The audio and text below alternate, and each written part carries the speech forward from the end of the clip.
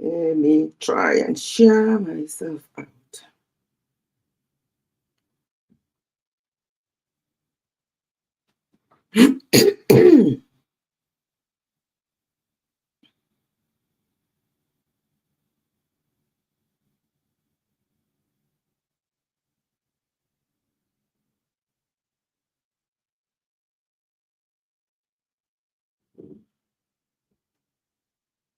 Hello, hello, Abdul.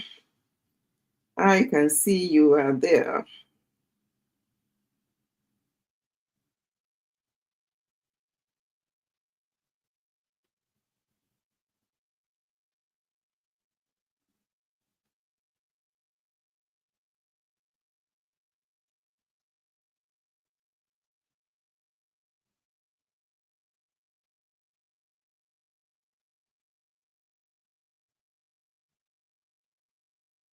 Hello, hello, hello. I missed you too.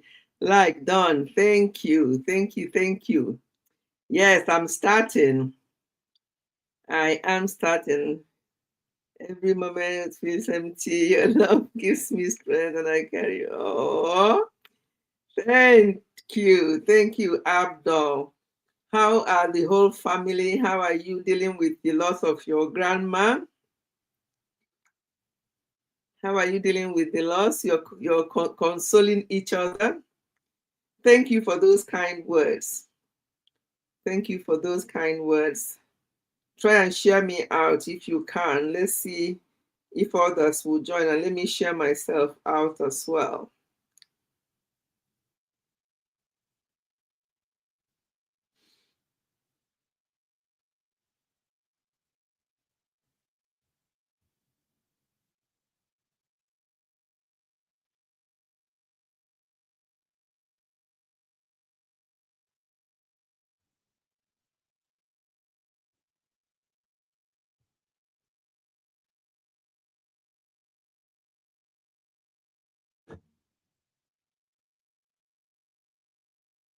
You uploaded video today. Okay, I've not been on YouTube today until now.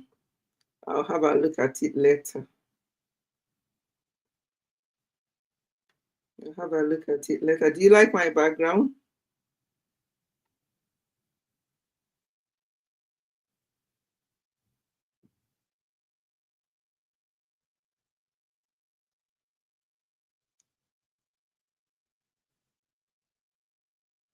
I'm trying to do something. I'll be there in a minute.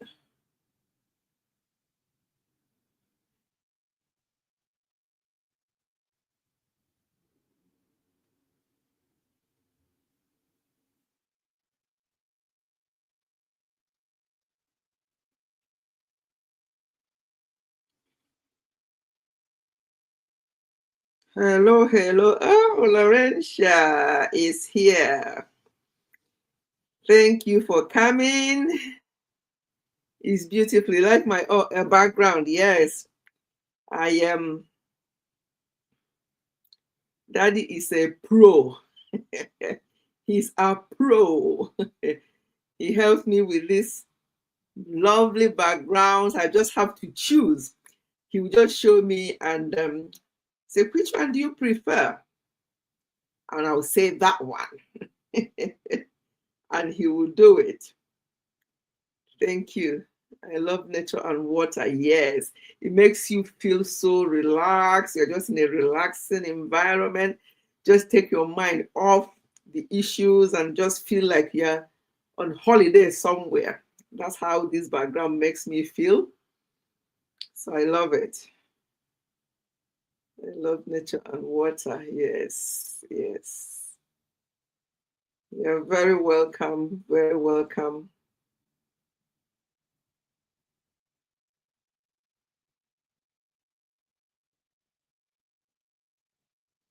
This is the day. This is the day that the Lord has made. I guess works only on laptop. Maybe because I'm using laptop. Maybe it works only on laptop. I don't know. It may work on the phone. You never know. Because That's one thing. I'll ask Daddy to help me some, to check if he can work on phone. Yeah. Okay, I can't see it on my phone. But it's from StreamYard though. That's the thing. Yeah, I think it has to be on laptop or whatever because it's from StreamYard. Because on Friday I did my usual Friday live stream with my phone, and it's not I just did the normal live stream. I didn't really try, but it's on StreamYard. It feels like such a long time since we last connected, and my heart is filled with warmth and gratitude to be here with you again. Thank you, thank you, thank you for coming, Abdul, using the paid version of StreamYard. Not because I'm not. I only do live every Sunday, so that's 4 times a month. So I don't know how many times you have to use it before you start paying. So I'm not paying. I'm not paying for StreamYard. It's the free one. Yes, it's the free one. I think for people, there are people who do live stream every day, 5 times a week, or things like that.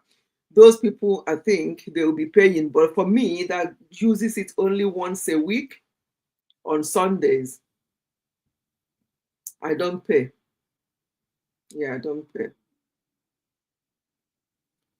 This is the day. This is the day that the Lord has made. That the Lord has made. We will rejoice. We will rejoice and be glad in it. And be glad in it. This is the day that the Lord has made. We will rejoice and be glad in it. I don't know whether I can see my face clearly. It really depends on how I position it. I think this is better. It keeps changing. I have prepared the topic, mommy. Okay. Do you know what I'm going to talk about? It's something serious that I've listened to things like that, and I also have somebody also shared with me something similar going on at homes, and especially those in boarding school, especially in Nigeria, boarding schools in Nigeria, what children are doing with each other and with drug and alcohol. And for you to be in boarding school, you know what that means. It means that your parents are loaded. They have enough money to send you there. But unfortunately, something else is going on, and it is a cause for concern. So we're going to discuss all that today. Yes, so this is the day that the Lord has made. So we sing first, and then as we do it, when we have enough people, we pray, and then which topic did Abdul? Exactly, Abdul. I'm just saying now what I'm going to be talking about. You say you prepared something. What did you prepare? Because you didn't know what my topic, my thumbnail topic did not say what I'm going to be discussing. Is something structured. If you don't mind, Abdul, if you don't mind just listening and maybe contributing, if you want to come up and contribute based on the fact that you're also a younger person, you can come and contribute to what I'm going to say, because it's deep. What we're going to say today is very sensitive and is very deep. So I don't know what you prepared, whether it's going to align with what I'm going to be saying. The dark side of home and school must watch for parents. I saw it in the thumbnail. Okay. So maybe you have something around there. Yeah, we'll hear you out. But that will be much later when I've said a bit of what is going on. Then you can come up and say yours. But I'd rather that you wait until I get into it, say what it's all about, and then after that you can come up and because you're a young person, you live in a home, you go to school, so you may be able to identify with what I'm going to be saying here. Okay. No, Wahala. Yes, you may identify with what I'm saying, but you wait until then, and then I'll call you to come and share what you have in mind. based, and it has to be based on what we're discussing today. Okay? You mean university? He wants to put it right. I'm not just in school, I'm at university now. So I stand to be corrected. Okay. University, yes. Abdul is a university student now, not just in school. So, so he wants to make it right, correct it, get it right, mommy, he said. I get it. I get it. Okay, no worries. No worries. I just wish that people will come in today. Like they did most Sundays now, they will just let me share laughing. Yes, exactly. You don't want me to be saying school because school can mean primary, school can be secondary, but he wants it to stand out that it's university, not even uni, but university. Because here in the UK, they don't even say university.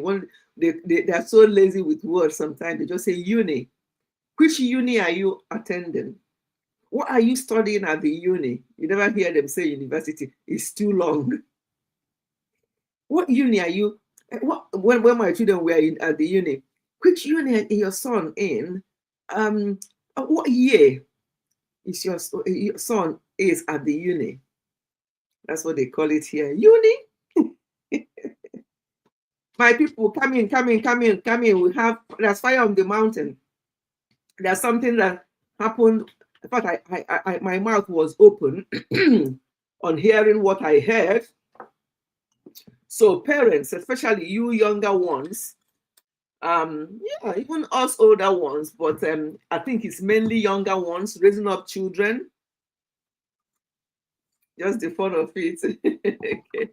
Especially you younger ones raising up young children these days. You have to be very careful.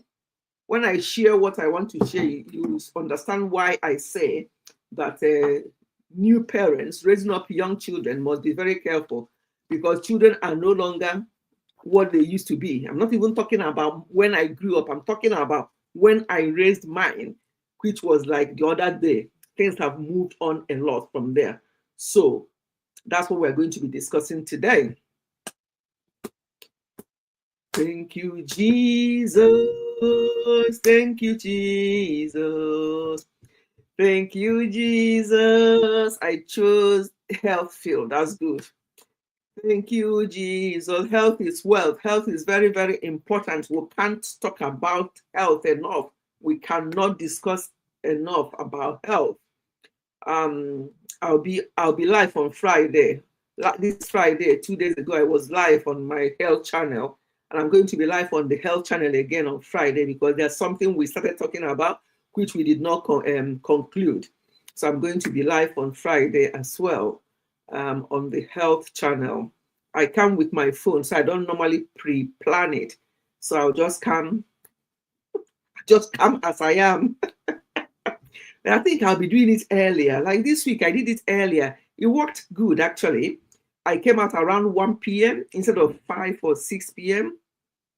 But people go to work. I understand that people are at work. Like Laurentia will be at work at that time of the day, so I understand. So I'll see what works. I'll see what the weather is like. I'm going to be outside the front of the house. So if the weather is good, I can wait till evening. Yes, that's what I'm saying.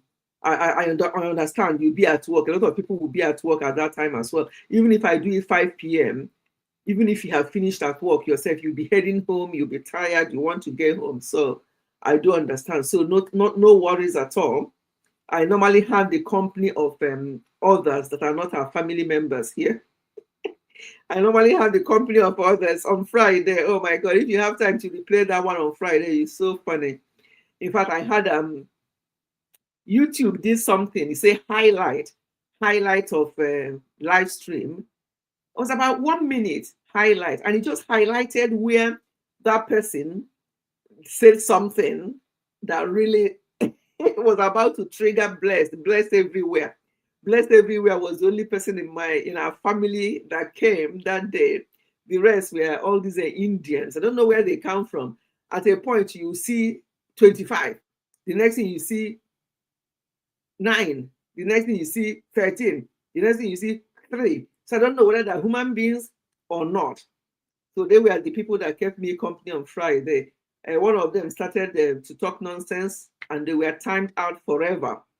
And one of them said something, and I thought I sort of misunderstood him, so I timed him out as well because I don't have I know I have a lot of patience for various things, but when it comes to being disrespectful and not when you come to live stream or you come to somebody's channel, you have to look at the person. What does the highlight mean? I don't know. If you go on my channel, Ifechi Health and Wellness, you see a shot there. I just saw it this morning. It said highlight of live stream, and there was 1 minute of where I was discussing, saying what that person said, and I was laughing about it because the person is a British person, and there are ways they talk, and I'm used to that way of talking. But our own people would find it very, very offensive. But because I've lived in this country more than I've lived in Nigeria, I have gotten used to their ways, some of their ways, not everything. There are things you don't get used to. Yeah. But most of their ways, especially the way they talk, I'm used to that. So Blessed was like, Blessed wanted to, have a go, fight the person. I said, no, no, no, Blessed, leave it. That's how they talk here. Yes, yes. If you go there, you see just a 1 minute on my Ifechi Health and Wellness. You see the highlights. It just came out. It said highlights and the bit that I really want people to hear. That was the bit he cut out, and it just says highlight of a live stream. I'm like, whoa, I love it. So I now uploaded it as a short. He just prepared it for me. I didn't prepare that short. I don't even know how you can cut short. I'm not very distant with IT with this YouTube, so I wouldn't have done that myself. But that was in the middle of the live stream that thing was said, and how YouTube crafted it out into 1 minute short. I saw that, I'm like, what is this? So I played it, and it was exactly where the person was saying what they said, that I would have been offended if I'm fresh from Nigeria coming into this country and a young person like that addressed me like that. I will be furious. But I laughed it out because highlight on YouTube means a comment or reply, especially shown for you, usually from a notification or a link, so you can easily find it. It's only visible to it's only visible to me, so you can't see it on my live stream now. Hey, no, I think so others can't see it. Hold on. We learn every day. I know we haven't prayed. I haven't finished my singing, but let's look into this quickly. What Abdul just said. Let me find out if it's true. Let me use my other channel to go to Ifechi Health and Wellness and see if I can see that. If I don't, then, ooh. No, it's there. It's there. So it's not only me that's seeing it. In fact, 12 people have viewed it. I put it this morning, that highlight, and 12 people have viewed it already. So it's not only, let me go and check. Yeah, go and check, Laurentia, and see whether you can see it yourself. Whether I'm seeing it because it's my phone, it's both of them are to my channel. Go and check. It says there's when I captioned it, what did he just call me? On top, I said, what did he just call me? Yeah. So see if you can find it yourself, because it's interesting to know these things. We learn. But that thing you saw there, I just saw it this morning. I did a live stream on Friday. That thing may have been there since that Friday. I didn't know, but I only noticed it this morning or yesterday evening, this morning. So I thought, oh, it says highlight. I'm like, okay. So I just put it as a short, so that when people see that, if they want to see the full live stream, it's only 1 hour live stream, so you can go and check what we said. It was a fun one. It was a fun, my live stream it's always fun. It was a fun live stream, 1 hour, which is not too long. So anybody can go and replay it and give me a thumb up. But that highlight thing you saw there, I never planned it. YouTube crafted it out for me. I don't know how, but yeah. So I learned that one, that things like that can happen.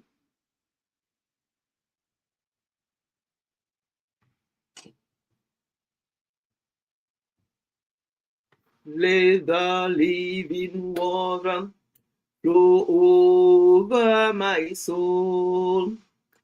Let the Holy Spirit come and take control of every situation that has troubled my mind. All my cares and burdens unto you I roll. All my cares and burdens unto you I roll. Jesus,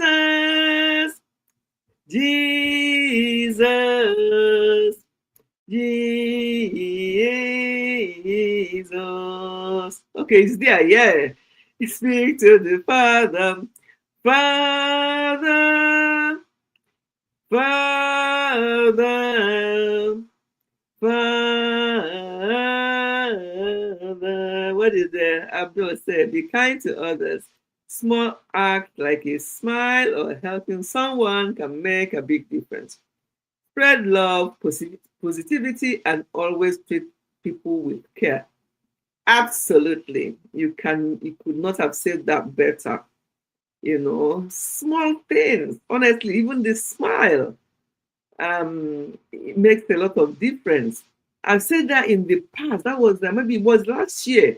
I said that because I'm always smiling and I give people eye contact as I'm walking past them. Even if they don't give me eye contact, I still say hello. Sometimes they will ignore you. It's up to them. Sometimes they will respond. And most of the time they will respond when you smile and say hello. So I've said it before how one man was actually heading to somewhere um, with a dog. He had a dog in his, was working with a dog. And he said that somebody was just walking past them and the person said, oh, hello. And the person stopped and the person liked dogs. So I don't like dogs. So if you have dog, I'll be running. Never mind coming to say hello to you or the dog. And the person said hello to his dog and smiled and chatted with him and the dog and really was very positive with life of that person. The person that was with the dog was actually heading somewhere to do something horrible to himself. But he said that the smile from this person and the playing with that dog made him to know that there's more to life than what he was going to do. He was going to take his own life. That was where he was heading, to the bush, to the woods to do. But that smile prevented that from happening. So yes, Abdul, small act like a smile or helping someone can make a difference. Yeah, it just cannot. It doesn't have to be big thing. Can you imagine just a smile save that man? He thought about life again. He had to go back and say, so there are people who still noticed me, smiled at me, smiled at the dog. There's more to this. So he was giving that testimony that he would have, that if, assuming that person had seen them and didn't care, seen him and the dog and didn't care and just walked past, oh, who is this person? And walked past, he would have continued the journey to what he wanted to do. He had everything he had in his bag prepared for what he wants to do. But that smile made a lot of difference. No, he wasn't the one with the dog. It was the person, yeah, let me get it right. The person with the dog smiled at him, and his dog played with the man that was going to do something to himself. Yes. So he said, the way he captioned it, the dog and a smile saved my life. Yes. He wasn't the one, but if he was going to do something to himself, he wouldn't be going with dog, because if he goes with the dog and tries to hang himself or do whatever he wants to do, the dog will start barking and call attention. And people who want to go and do something like that, they don't want attention. They don't want distraction. They don't want anybody to know what they're doing. So it's the other way around. The man that was walking with his dog, yes, stopped and said hello to him. And the dog was jumping on him and smiling and playing with him. And he just sort of played with the dog as well. And then after they've left, He said that he looked back and saw the man and the dog walking and playing with his dog. And then he now turned back and said, look, even a dog was happy playing with me, smiling. The owner of the dog was smiling and allowed his dog to jump around me and played with me. What can be that hard for me that I'm going? Where am I even going? Yes, the dog would have alerted people. So no, it's the other way around. The man that chatted with him, that smiled with him, was the one that owned the dog. Yes, that's how the story went. And so he captioned it, the dog and a smile saved my life. You know, I'm like, wow. So when you see people, when you meet people, smile at them, even if they don't smile back. Don't worry. You don't know why they have not smiled back. You don't know what baggage they're carrying. You don't know what is going on in their lives. Don't say, oh, well, he ignored me. Let me just ignore him or her. Oh, Ebu Naija is here. Ebu Naija Mama, you're welcome. You're very welcome. Thank you for coming. Thank you for coming. I was just saying how Abdul mentioned wrote something there about smile and stuff like that. So I was just saying, I always make it a point of duty to smile. Thumb up, John. Thank you so much for the thumb up. Thank you. I appreciate you. You know, I always make a point of, when I smile all the time, people might think that I don't have any problems, I don't have any issues. But I've decided years ago, I made it a point of duty, even when my children were younger. I remember when they were quite young, I was working in the ward in the hospital then.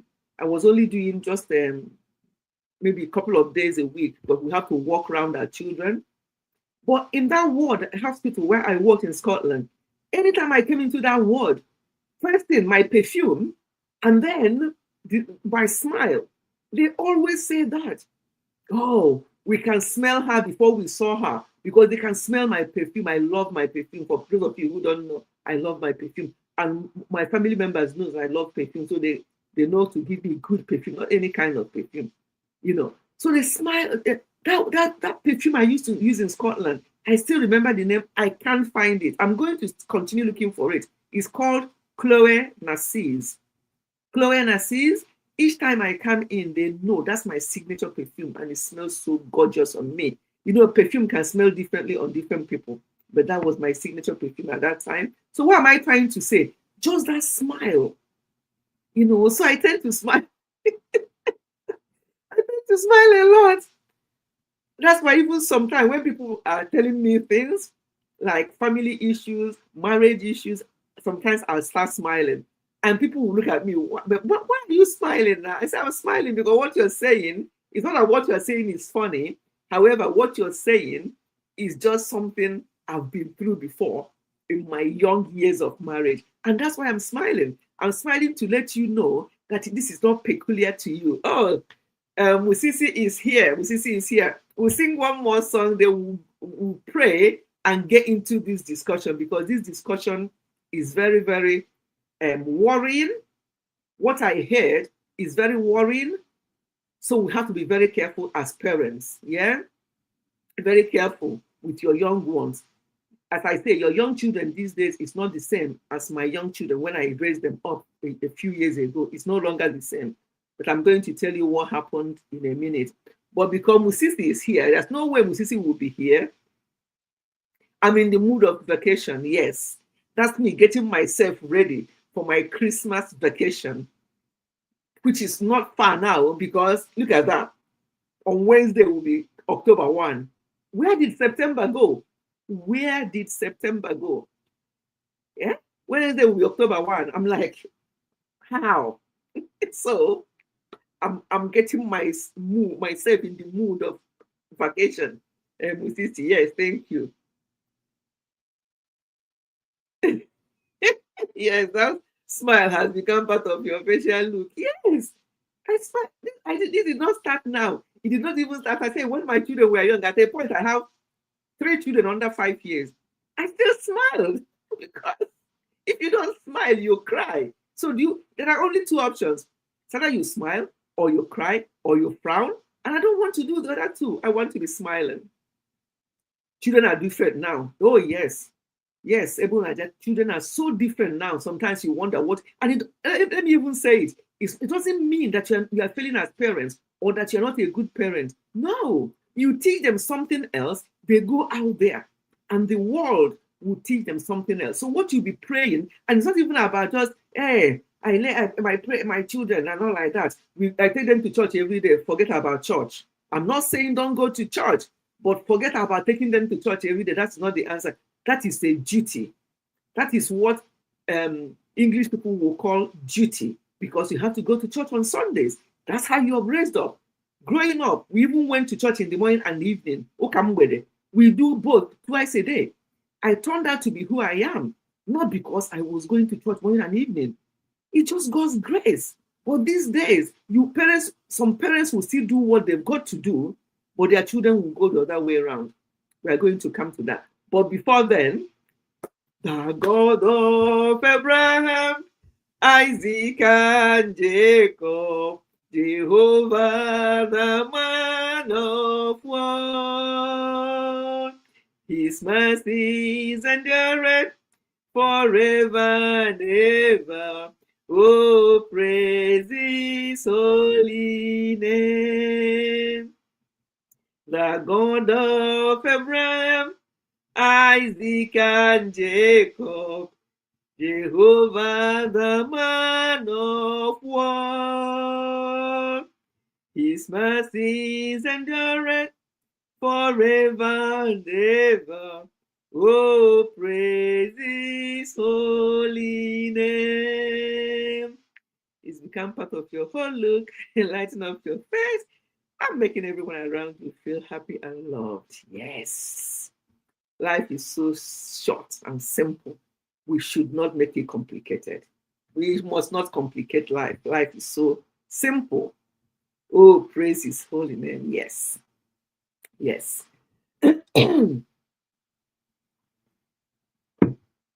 Our gracious Father and our Lord, we thank you. We worship your name for a day like this. Thank you for making it possible for us to be alive today. Not all the people that went to bed last night woke up this morning. Not all the people that woke up this morning are still alive by this afternoon or evening. But because of your mercy and love, you've made it possible for us and our loved ones to be alive today. We may not all be healthy, we may not all be well, but at least we are alive. And that is a bonus. So we hand over everyone to you this afternoon.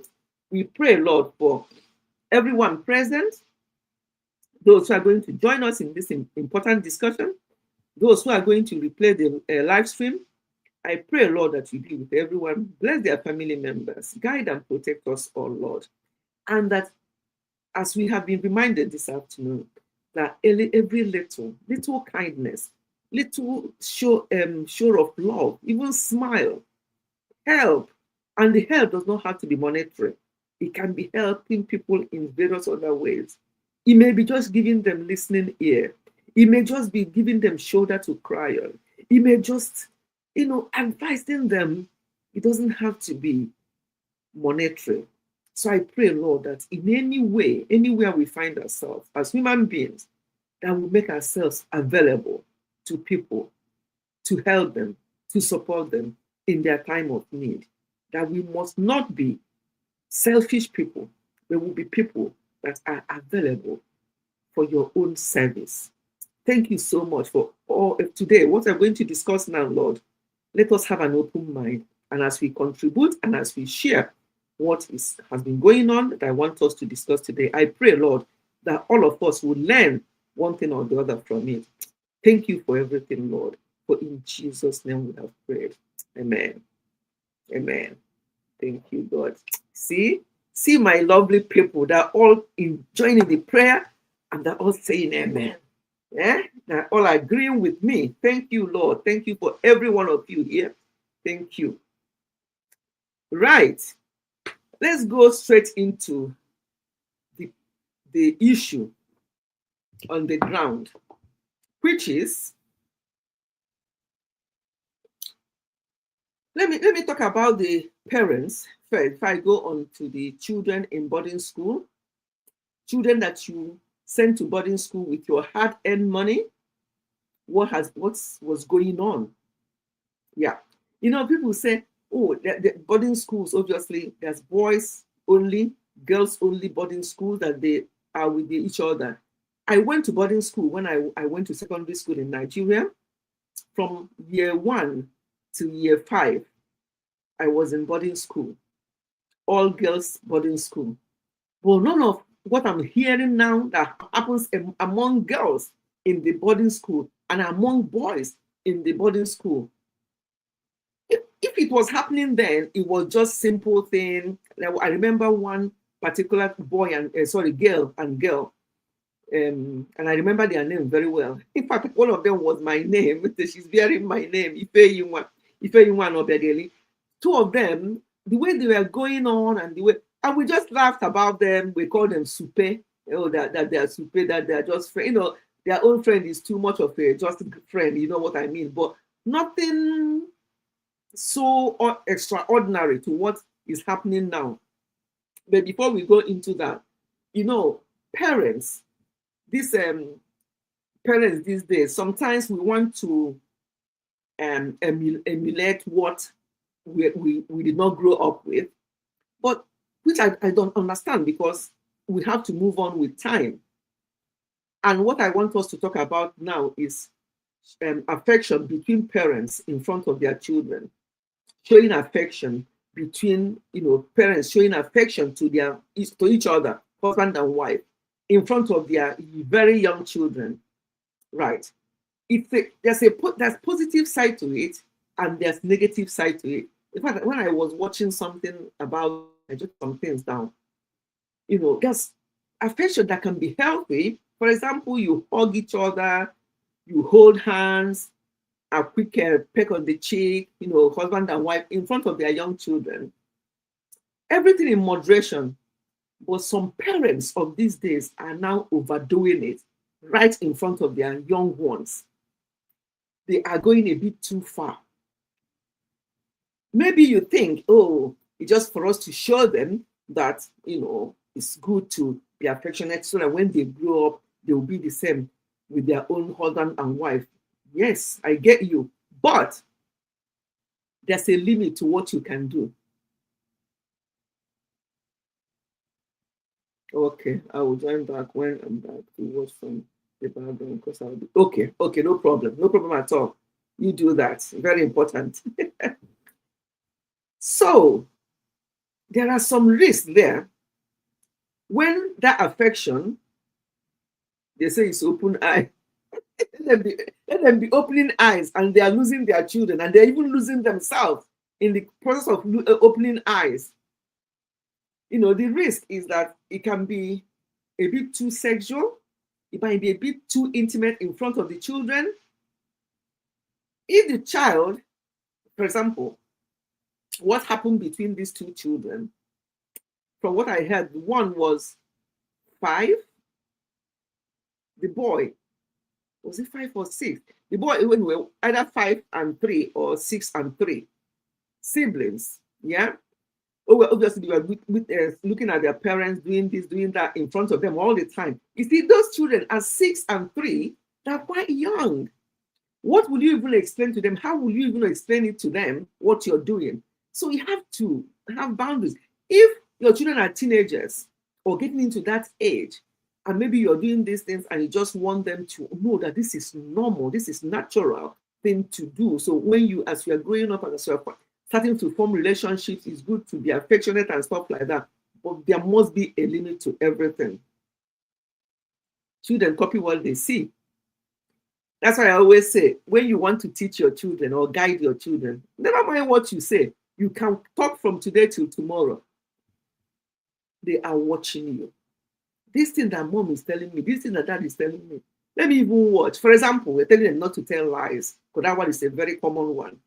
Oh, you must not tell lies. It's not good to tell lies. And if it's those people that drag their children to church, they'll say, remember in the church last week, they said we should not tell lies. Remember what the Bible says about lies. People choose this Bible as if it's just what they want that they have to share. What they think is wrong. That's the only thing that is wrong in the Bible. When people start quoting the Bible, only when it suits them, and not all. There's a lot of things in the Bible. You don't just choose one only. But anyway, let's leave that one for now. They learn through imitation. They can imitate what you do. And them looking at you, dad and mom doing it. You are my brother and your sister. It doesn't. We can also try and do what mom and dad were doing earlier on. And that was what happened with these children. And they started gradually. In fact, when I started talking about this with some people, and they said to me, "Oh, there's this one. Somebody shared this one. Somebody shared." I'm like, "My goodness, what is going on?" There was one that was actually happening for years before their parents understood or knew what was going on. But the one I want to use as an example was just young, innocent children, 6 and 3, who were witnessing their parents doing these things in front of them, doing a bit too much. There's a limit, holding hands, hugging each other, sitting beside each other, talking, and the children can see that this is mom and dad showing each other love, showing that they care and stuff like that. You can also, now that your children are well above what I understand, I used to understand that children can be, they've gone a little bit ahead of us. So you have to also try and be ahead yourself as parents and start on time to say, you see, because mom and dad, because we're just showing each other that we care, and that the way we care for each other, we also care for you. But the care and the love mom and dad shares is different from the way you and your siblings or we show you love, or try and explain what you're doing, because if you don't explain, I'm telling you, if you start explaining to them, they will get it. The children these days are very clever. They are clever in good things. They are clever in bad things. So if you start on time to tell them, but don't overdo things in front of them. You have your bedroom, for crying out loud, if you want to do a bit more. But that's simple ones. If you think you're just using that to guide them, then that's fine. But explain to them that this is to do with mom and dad, and this is the reason why this and that. If at all you have to do anything like that in front of these young ones, they're only 3 and 6, they're babies. So, because parents are so busy that they were in the house when something was happening under their roof, because dad gone to work, mom was maybe in the kitchen or maybe on her phone, social media. But when you are glued out in this social media, sometimes you'll be there for 2 hours, 3 hours, don't even know that you spent 2 or 3 hours because you're busy. You don't just go have one social media. You have your YouTube, you have TikTok, you have Instagram, you have Facebook. So you decide, I'll spend a bit of time on YouTube, catching up with whatever. Then I will go and check my Instagram. I need to put some things on Instagram. Oh, TikTok. I need to. By the time you finish all this, you spend 2, 3, 4 hours. And the children, obviously, have been left with their gadgets. And because they're still so young, they share rooms, which is innocent for young people like that to share rooms. It gets only to a certain age here in the UK. I think it's from the age of 10.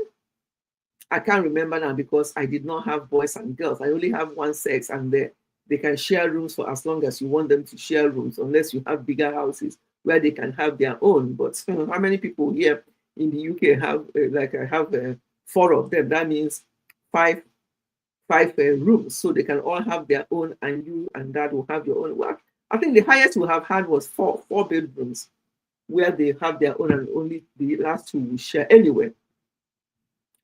But the point I'm trying to make, that these particular children were left on their own. They share rooms, they have their things, and the mom think that they are just doing their thing, not knowing that they've left what they are supposed to be doing and want to try what mom and dad always do in front of them. So that's what they were doing, and they have been doing that. Not just their mom didn't, notice the first time, or their parents, they did not notice the first time. They've been doing it for a while. They've been doing it for a while before their mom actually was trying to call them or to draw their attention to something. They were not coming forth. she had to go into their room. Lo and behold, what her eyes saw. But the children were like, they didn't even jump. You know how each of the children, if they're doing something bad, or even an adult, they're doing something bad and they're caught, the way you jump up and the way you feel ashamed, or the way they were just laughing. And the other one was like, yeah, I'm being a daddy and she's being a mommy. And so they were just trying to tell their parents, their mom, what they were doing. How innocent. So they didn't know that wasn't the right thing to do. And they were doing a little bit more than even their parents were doing in front of them. And their mother wondered, where did they learn this? Oh, you think that they're only 6, the older one is only 6. Some of them, what they know about internet and about computer and these things, if you don't put limit to where they can go too far. So that was how that one happened. But there was another one I heard that was going on for years. And the parents noticed that they're now into teenagers. They're now older. So the girl obviously has developed breast. The man is now getting into the brother, getting to that puberty, and it was going on and on. And the parents said that they noticed that two of them have been so close. They're so close. And each time they want to go somewhere, like they normally will go with them, they will say, oh, now we're okay, we want to be at home. They will use their school, because those parents are those kind of parents. I mean, every parent, I assume, will be like that. You want them to do well with their education. They'll use their school work, this and that, to give reason why they wouldn't go with them, and to visit and to parties and stuff like that. They just want to be indoors because they want to spend time and study more. You want us to be the best in school, and don't you, mom and dad? They say, of course. Oh, they're lovely children. They just want to, instead of going to waste their time out there, they want to stay at home and study. Yes, study indeed. So this was going on. This other one I mentioned, they were just young children. When they were caught, they didn't jump up. They didn't feel embarrassed or bad because they thought that what they are doing is just a normal thing. Mom and dad, they want to become small mom and dad. So they went on doing this. And of course, when their mom saw them, they did not shake. They did not feel that they're doing anything bad, because as far as they're concerned, they're not doing anything bad. They are replicating what mom and dad were doing. Oh, Helen Akoya. Thank you for coming. Welcome. Thank you, Abdul, for welcoming people. So that was that. So the mom dealt with that, and when their dad came back, mom told him what she saw and stuff like that. And they called the little prince and princess and have to like teach them and say, look, this is this. They try to explain what they did and what they do as husband and wife, as their parents. The children, because of their young, innocent age, they understood. And what did the parents do? That taught them a lesson. They stopped doing all those. They have their bedroom. Come on, do that in your bedroom. So they stopped. But at that time, they've now sat the children down and told them, no. For you and your sister, no. He said, no. You don't do that. You don't touch your sister inappropriately or kiss your sister in that way. You can give her a peg if just to say, that you care for your sister, but nothing like what I saw you two lying down doing.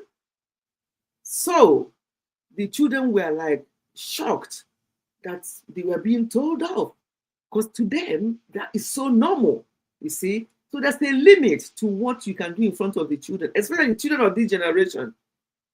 Don't even do any in front of them. Do it in your room. Show affection, but you can teach them sometimes that or do very small things like holding of hand and stuff like that, so they can see that closeness is very important.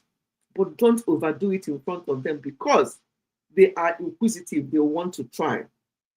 So that was easier for those parents, because, as I say, if the children knew that what they were doing was wrong, as soon as their mom walked into them, they would jump up, they would start hiding, they'll feel embarrassed. But they were laughing and say, "Oh, mom, so and so is being a mom, and I'm being a dad," and oh God, the mom was like, "I'll be listening, preparing dinner." Okay, my dear, that's fine, Helen.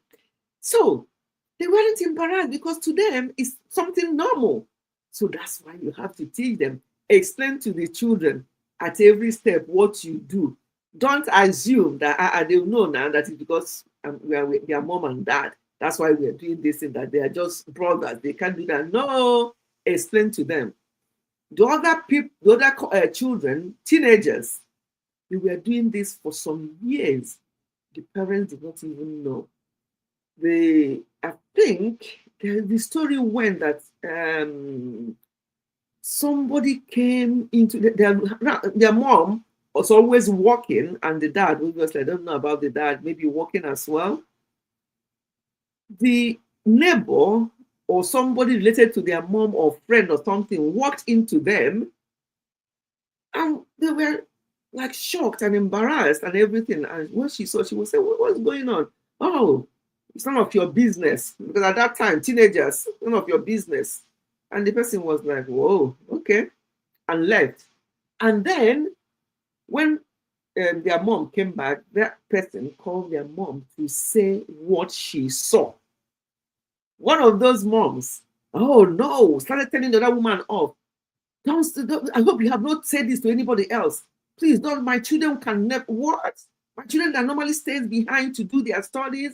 What do you mean that you saw them? What are you even coming to do? Say, "I came to look for you for this and that, and the door was open. I came in, and this is what I saw." And you're telling me that I did. So I said, why would I? And the friend say, "Why would I say this to any other person? You're my friend, and I'm a mom myself, and I know what I saw. That it's not. It wasn't something that I need to repeat, but I have to tell you as their mother." But the woman will not have it. Will not. She doesn't want that from my children. How can you say that? I know. And then she said, "I know who my children are. They will never do something like that." That's the worst thing any mother can do, especially these days. Trying to say, "I know my children." They can never, using the word never, do that. Well, even if you are that kind of mother that is with your children 24/7, which is not possible, you know it's not possible. But even if you are that kind of mom with your children 24/7, how about those times you just leave them for a bit to go and prepare meal in the kitchen, to go and do this? And sometimes it can take hours because we are on the phone. We are some women will be on the phone with their friends, gossiping, doing this, watching this and that. Before you know it, time flies. You don't know, you can't remember that, oh, you've left these children on their own for an hour or so. And these ones are now teenagers. They've gotten used to doing this between themselves. And then somebody saw them and told you, and you think that you can defend your children. That's the worst thing any parent can do, trying to defend their children when somebody is telling you something from a very good place. They want to, so that that thing can be stopped. And the mother did not allow the other person to talk. So as I say, children learn from imitation. They just want to practice what they see. And when you become a little bit concerned about your children, or the closeness, if it gets too much, like these particular teenagers, the parents eventually, when reality hit, the mom now understood what that woman was saying, her friend or relative, I can't remember.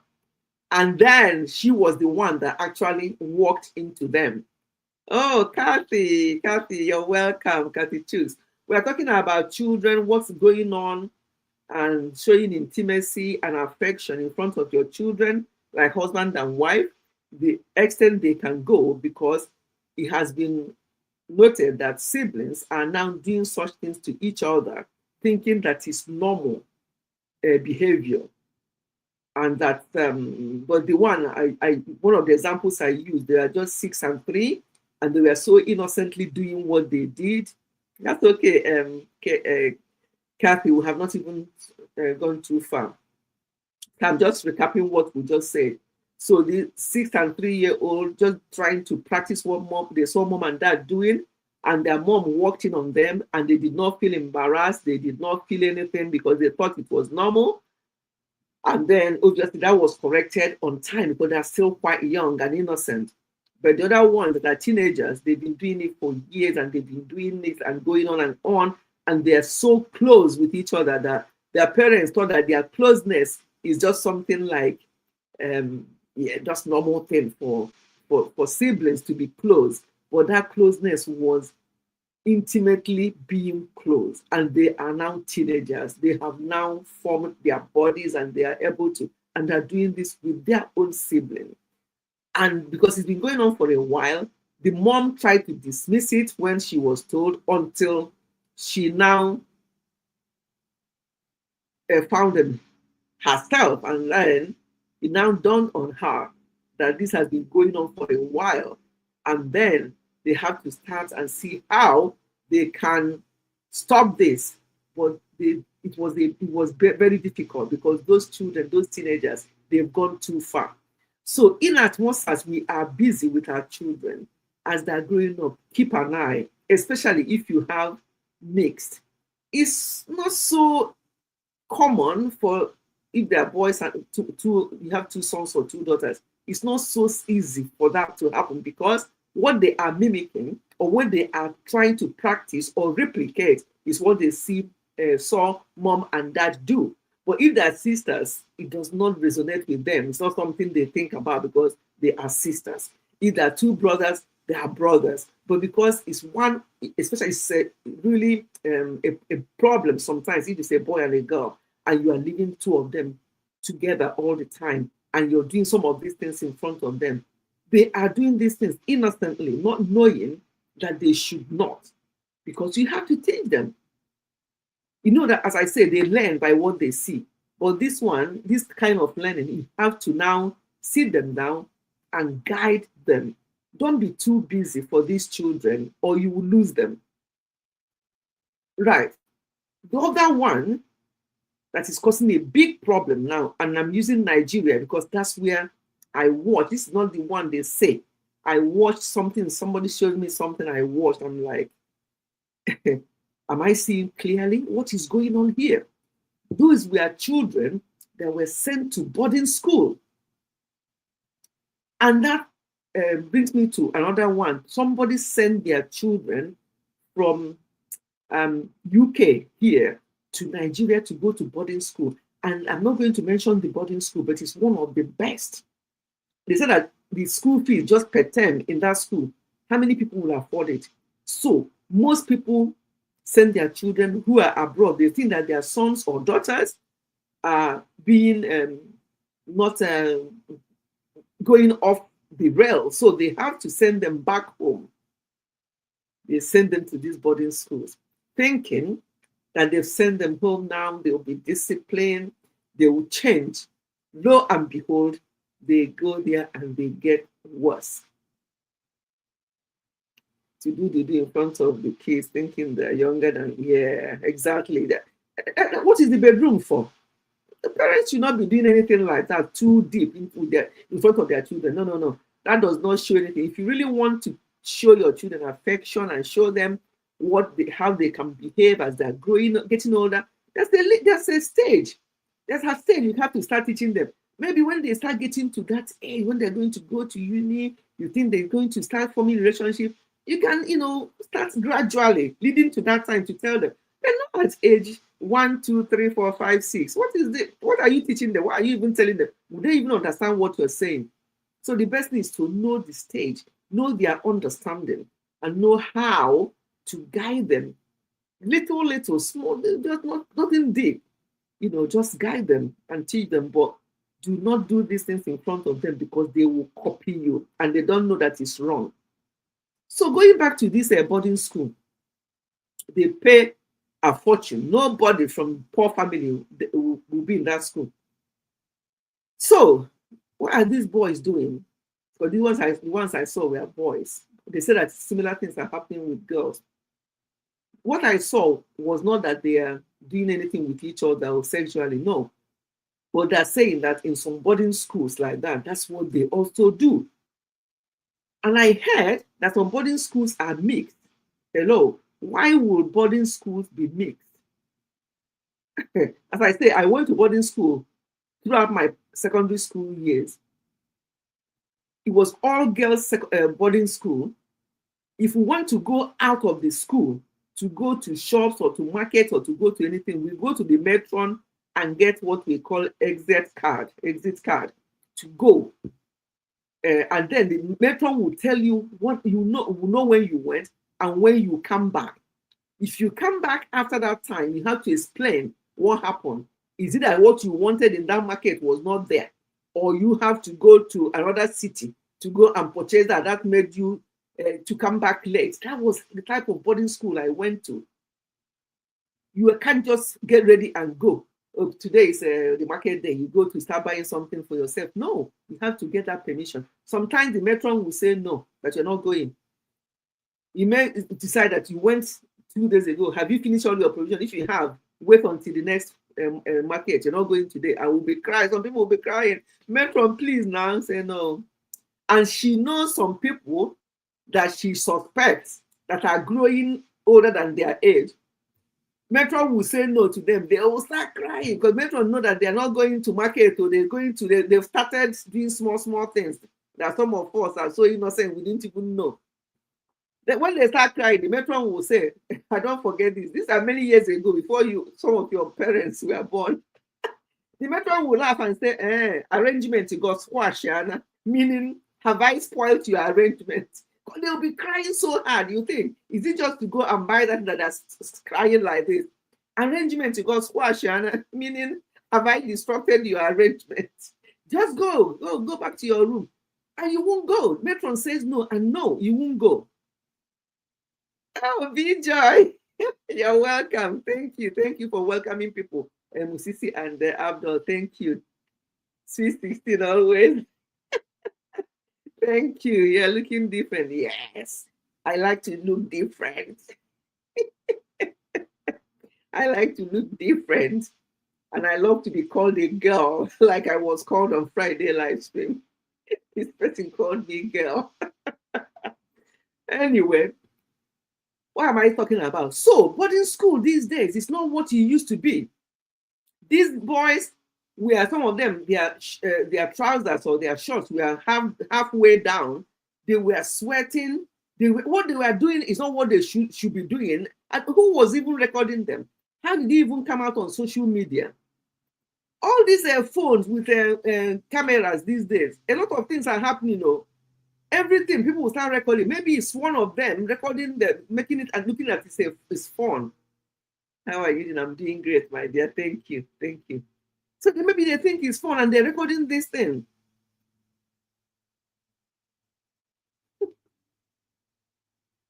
I went to a mixed secondary school and was also a boarder. Though they were strict when I went there. But what is happening there now is almost what happens in boarding now, really. You see? So things have changed in our own time. They were strict. Up to few years ago, they were strict, and children will listen to the matron and listen to the authority. But now, some of these people in boarding school now, as I say, boarding school is no longer for poor or middle range people, for people who are really rich because it's very expensive. So those children are those children that are driven around by their, some of them have their own drivers, even as young as. Has your driver taking you to school today? Why is your driver late today? This is a child talking to your driver. So, where they've placed these children, who are you? Who are you as authority to tell them what to do and what not to do, what to say and what not to say? So things have gone so bad. I don't envy you mothers now. I really don't envy you raising up children now, because just have to do your bit and be very prayerful, because it's no longer a case of blaming parents. Oh, these parents failed their children. No, some parents may do what they've got to do, but these children go out there and choose different paths. So you just have to do your best and be very prayerful. But not doing your best and being prayerful, you're wasting your time. Prayer cannot do it. God cannot just come down from heaven and do it for you. You have to do your bit as parents and then follow it up with prayer. But these people that will just leave their children loose and say that God is in control. My children, hey, never. God forbid, it's not my child. Okay, oh, no worries. Things have changed. So these children in the boarding school, boys, they were experimenting on various things, smoking, hard substance. They were just sharing it and laughing about it.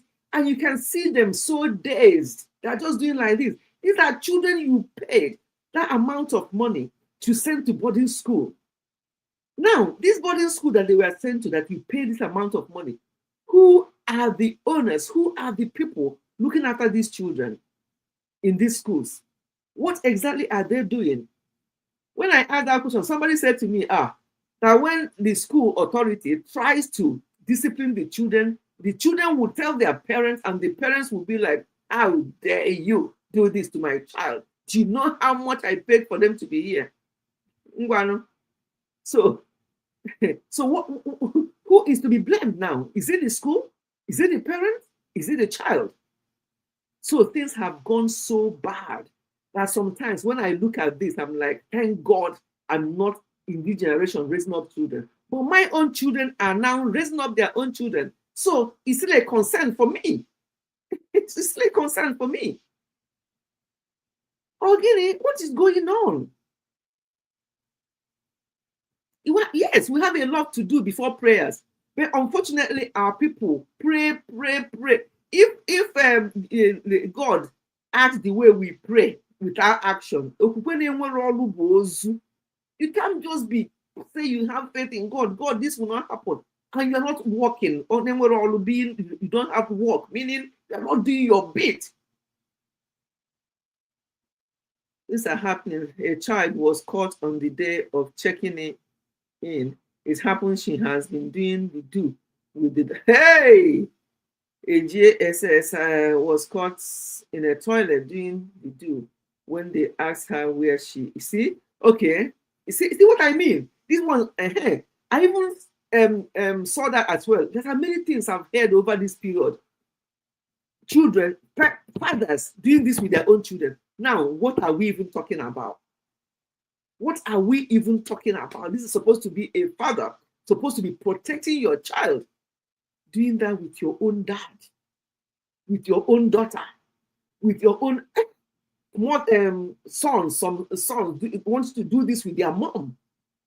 Sodom and Gomorrah, things have gone out of hand. Things have really gone so bad that I don't know the way around this. And honestly, I do not know the way around it. There's one woman here in the UK. From what I could see, because I don't live with her and her children or her husband. From what I could see, she does her best. She's not one of these ones that will walk around the clock and don't know where their children are. Because that's what you see here. People just walk around the clock and don't know where their children are until they get into trouble. They'll start crying. But this particular one, from what I could see, she's a present. In fact, they are present parents. They did things. I can only remember what we used to do when our children were younger. Our children, none of them went to any childminder. We walked around them. What did that mean at the time? It meant at the time that we did not have the type of money we would have wanted to, but we didn't care because they are more important for us than money. Now they are grown and gone. Anything I want to do, I can do. For years and years ago, they grew and became dependent when they were all at uni. At that time, if I had wanted to work harder, I could. But when they were younger, be there, do what you can. Thank God we did, and they are who they are today. But this particular parent, unfortunately, from what I could see, because sometimes people will come outside and portray something, inside they're doing something. What I could see, they are that kind of present parents, sharing, doing this for their children and everything. But one of them is inside now, if you know what I mean by inside. Young Offenders Institute. and was only 17 at the time he went in there. And now this is 2025. He was 17 when he went in. Now it's 4 years ago. So he's now going into starting in his early 20s, still inside there for something he did with others, and he was singled out. So he was given higher sentence than the rest. The rest, some of them got 1 year, 6 months, whatever. But they singled him out as the ringleader, and he's there. And these parents, in fact, in the process, one of them developed stroke because the father could not handle the shame. They did their best from what one could see. But these children went there and joined, that particular one went and joined gang and stuff like that. So things are happening. Let us just do our best still. At least even if they go the other way around, you pat yourself in the back and say, well, I tried my best. I tried my best, and then follow it up with prayer. Lay hands on them. Don't let any other person lay hand on your children. You get why? Those of you who go to these churches you go to, if they want to pray for your children, let them pray for your children, but let them not lay hand on top of their head. I've seen things and I've heard things, and I will not encourage any parent, no matter how much you trust that your daddy G.O. Yes, let them hear me. I say it, and I'm going to say it again.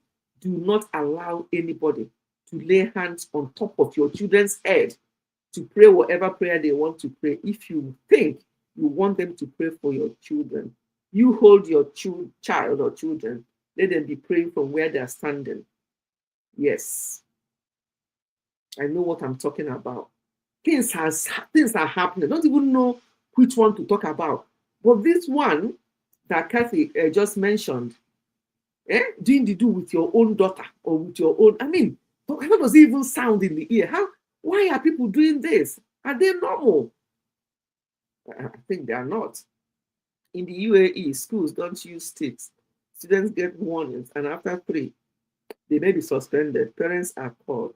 And if problems continue, the school can remove the students. Good. That's how it should be.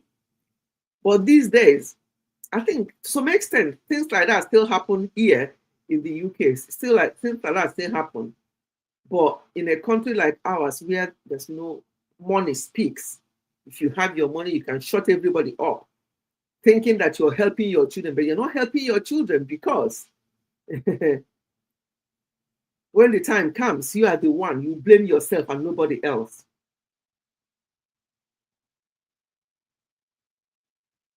Yes, I jotted some things down from what I heard.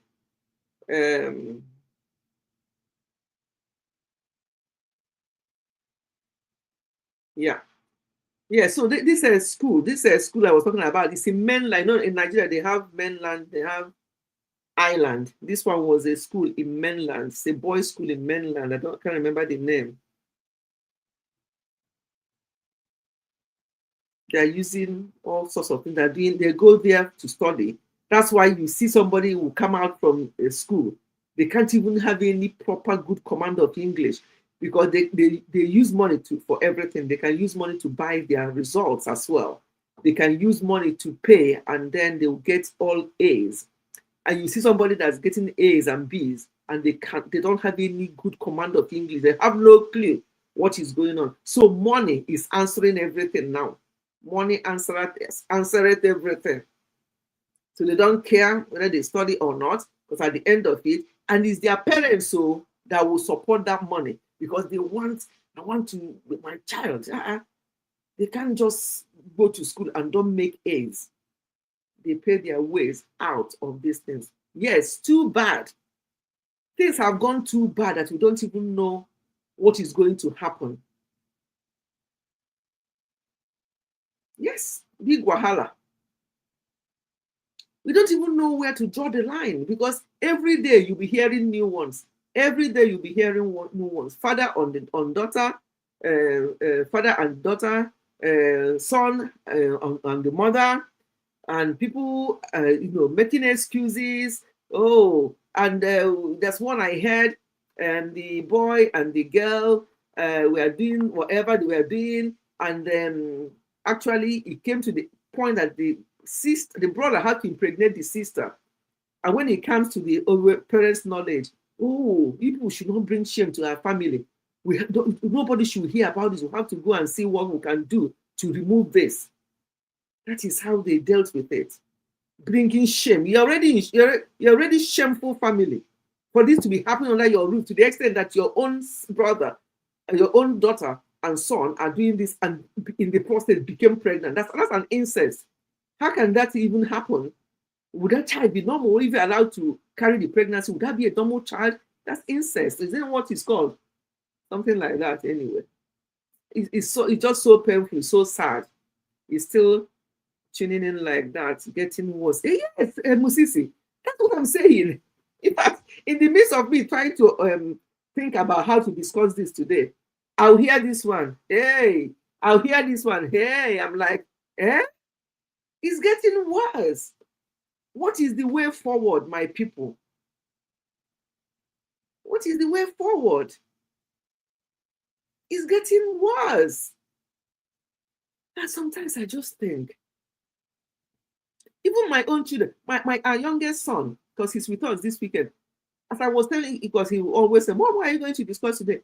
And I said this and that. He said, oh, Mom. He said, Mom, you can try, but these things are, the way he said it, you think he's an old man. He said, in our time. I said, which one is your time?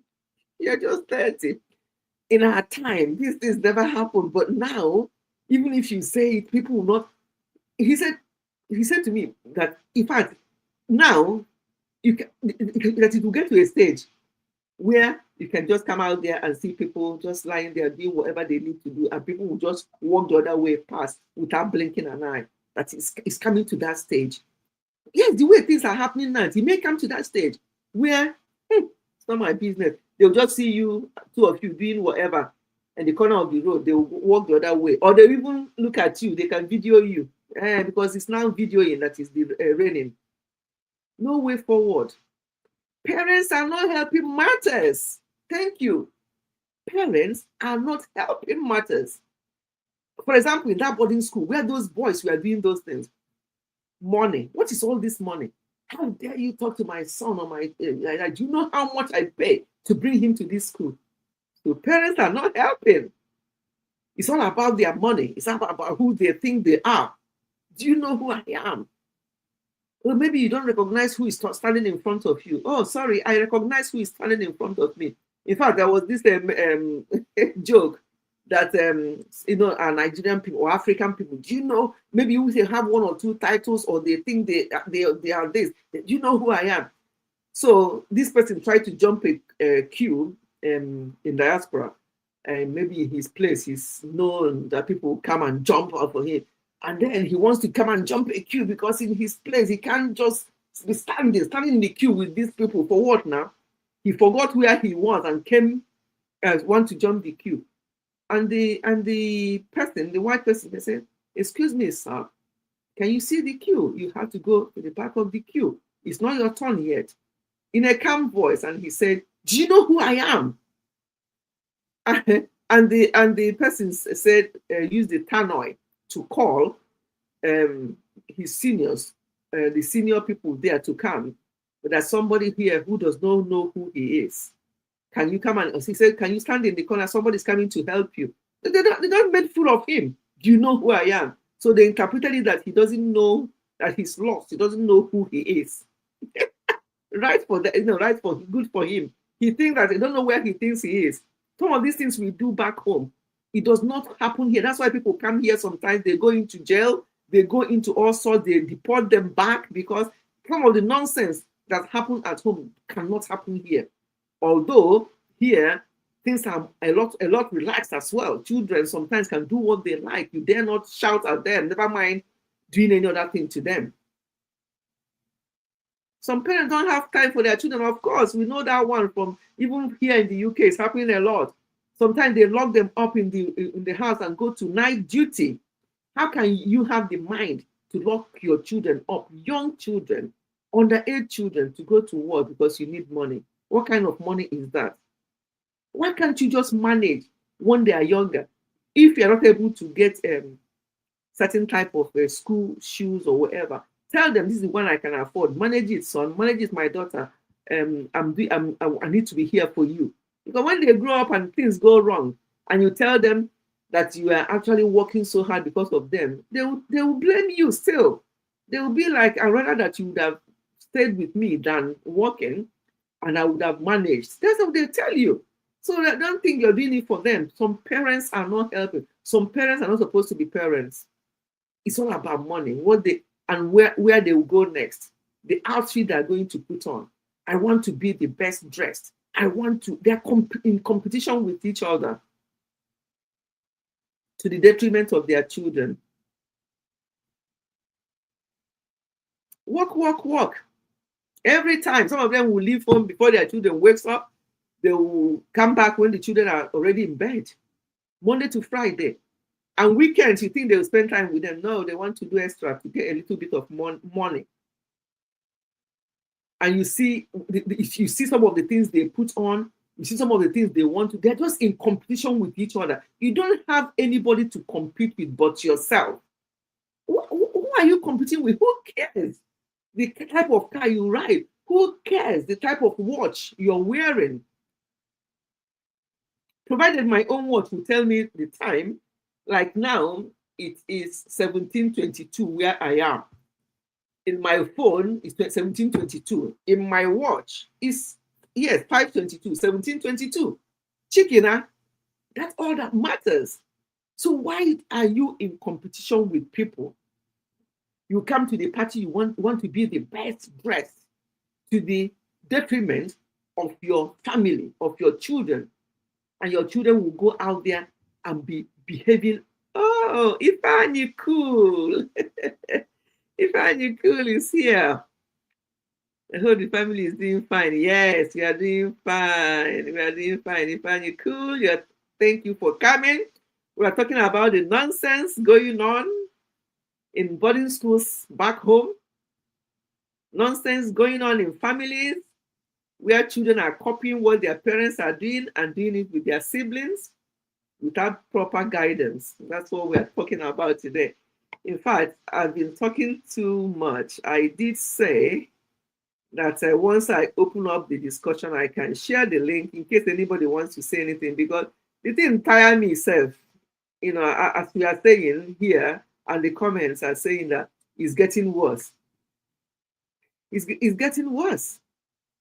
So what do we do? Prayer is not enough. All these opening churches, every street, there's church. But they're going through church and church is not going through them. They're marking present. Today is Sunday, isn't it? What you hear now, even the people whose children are no more at home, whose children are in the boarding school or at uni, you hear parents, I hope you went to church today. Why did you not go to church today? When I hear such things, I laugh. Yeah, it's all well and good to go to church. That is not the answer. That is not the answer. Going to church is a duty. It's a duty that people just think, yeah, that's how I'm raised up. If I don't go to church now, my mom and dad will start shouting, why are you not in church? That's why I go. So it's a duty. Oh, somebody is here to relieve me. Let me have my copper. Let me have my copper. So hello, mommy. Hello, my dear. Whoever wants to come up and talk, please come. This is Abdul. This is Abdul Rahman, and he's a young person as well. So let us hear from you, Abdul. Thank you for coming. First of all, I want to say hi, mommy. How are you? Fine. Hope you're doing well and safe. Yes, thank you. So today I want to talk about something really important. Although it's for my I saw your thumbnail even today this morning, so I will start. So, the dark side of a home and school must watch for parents. Hello everyone, thank you for joining this live stream with Mommy FG. Today I want to talk about something very important: the dark side of home and school. When we think of home and school, we imagine love, safety, and learning. But there is another side that can hurt children emotionally, mentally, and even spiritually. At home, children learn the first habits, values, and sense of love. A supportive homes build confident children but negligent, harsh words, or or leave ones that last a lifetime. A child who feels unloved may seek acceptance in the wrong place. At school, challenges continue. Children may face bullying, pressure, discrimination, or bad influence. Many suffer in silence, especially with technology, adding in cyberbullying and social media pressure. So, what can parents do? There are three ways the parents can do. Number one, build trust. Make home a safe place. Talk daily about feeling, friends, and struggles, not just grades. Number two, balance love and discipline. Show care but also provided guidance so children grow responsible and stay strong. Number three, stay aware. This is the very important thing. Watch for behavior changes, sudden sadness, anger, or isolation are warning signs. Children are gifts from God. Protect, guide, and love them. Love them. The dark side exists, but with love, attention, and prayer, children can grow into strong, confident adults. Parents, don't take your child experience for granted. Listen, love, intention, and guide wisely. The future of our children depends on it. Thank you for listening, and I hope this inspires every parent to pay more attention at home and school. Thank you, mommy. Thank you so much. Thank you. And coming from a young person like Abdul, it speaks volume. Thank you for that. Because a lot is going on. And the one I talked before, Spicy, you're very welcome. Thank you for coming. Oh my God, thank you for coming. And even let me say something, mommy. Really, Yeah, guys, I'm so grateful that I have met one of the beautiful sweets, which is Mommy Fichi. Although that I back Alhamdulillah on YouTube, I was not posting like for 2 weeks ago. Who don't know the reason why did I left YouTube for 2 weeks now. I'm back today. I uploaded my video. I was losing my grandmother. She was a beautiful mother. She passed away. Although that is was shock to me, to my family, but what I can say that God bring and God take. And when I saw many of messages of people, I really thank to each one of you. And really, guys, we are so grateful that we have Mom Ifichi with us. Yes, we have as me as a 17 years old. Yes, I'm taking my health seriously, doing everything, exercise, but everything. Who's from that? From Mommy Ifichi. So Mommy Ifichi, really from my bottom of my heart, although that we're on screen here on this live stream, we are so grateful that we have met you, and I'm so grateful that I've met you. I love you so much, and I love everyone who's watching this live stream. Be kind with others. Be respected with others because life is too short. We don't know what will happen tomorrow. Same as me. I was loving people, doing kind, respectful, and I'm doing a thing now at this moment. But what I can say that thank you so much, mommy. You showed us like many things. You showed us love, respect, and we love you, and we can't take your love for granted. Thank you. Love you oh, all. thank you so much, Abdul. As Spicy said there, he's so young, yet smart and really mature for his age. Thank you so much, Abdul. I appreciate that kind word, those kind words. Thank you so much. Thank you. So, yes, the discussion we're having today, I don't even know what to do, or where to draw the line. We started by talking about showing affection in front of our children. Simple things like hugging, holding hands, and stuff might be okay. But when it comes to serious things, keep, sexual intimacy, we have to keep it private. That's why we have our bedrooms, passionate, things like that. And we have to also teach our children boundaries. And we have to know the age where we'll start separating our children who are of different sexes, start separating them in the room. And we have to use age appropriate type of boundaries and conversation to explain that some of the affection that we do in the family, like hugs and kisses and stuff like that, there are different types for different people. Teach these children because they will understand when we start on time to teach them. If you don't teach them at home, social media will teach them out there and they will get it the wrong way. And encourage open talk, open discussion. If children start mimicking something they saw, you have to calmly explain to them why some actions are not for children, and then redirect it to healthy forms of affection. You don't just shout them down. Hey, to other people, hey, this girl or this boy, this and that, start talking rubbish. No. Explain to them in calm voice why they should not be doing what they should be doing. It's healthy and important for them to see loving, respectful affection, but between their parents, but there's a limit. And you have to explain that depending on their age. It's not something you should be teaching somebody who is teenager. You're telling somebody who is 6. It doesn't make sense to the 6-year-old. So age appropriate. Learn your children. Learn to be, anybody can become pregnant and have children. Not everybody is a mother. Any man, once you get to that age where they start producing sperm, they can impregnate any woman. Not any man is a father. So let us not just get it twisted. Oh, I'm a mom. I'm a dad. Some mothers are not supposed to be mothers, and we know that. We can see that. And some mothers who get married early without even knowing themselves before they got married, they come to a stage in their relationship, in their marriage, where they now start finding themselves, and they'll detest the person they married, and they start going outside because somebody else is showing them the type of affection they think they need for their age. I heard of statistics that 1 in 4 Nigerian men are not the biological father of their children. That is shocking.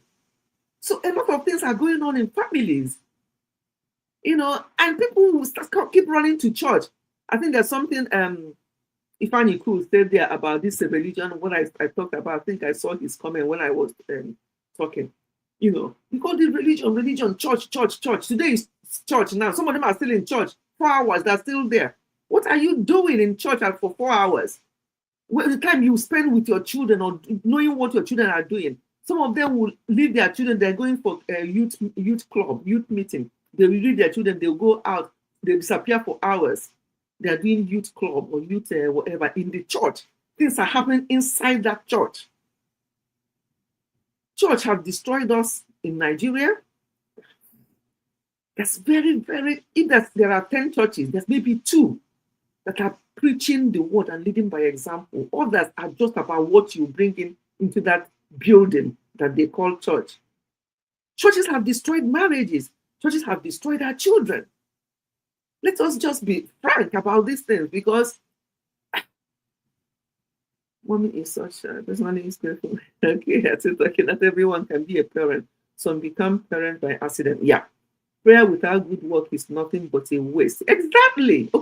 I've said it before in Igbo. When you are doing these things and you don't have no work, you're not contributing, no effort into what you're doing, you're wasting your time. God is not a magician. God, if you do this for me, I'll do that for you. Who are you to God that you have to be negotiating that kind of negotiation? God, I promised you, if you do this for me, I'll do that for you. Okay.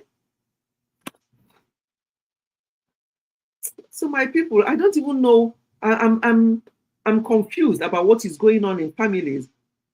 We talked about this boarding school where boys are in boarding schools and they're experimenting on hard stuff. They're experimenting on each other. These are men. These are children of big men.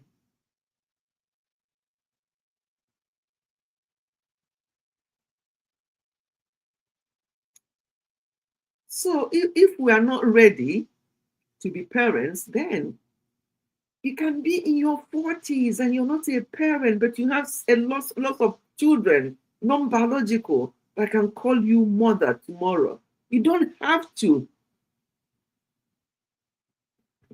Last week, I talked about women saying, I'm having the sixth child because five of them are girls. I want to give my husband a son.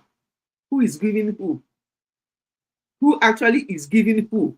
Is it you giving your son? Oh, Ifani Cool is here. I love that. I love it to hear from a man. Ifani, thank you. Thank you for coming.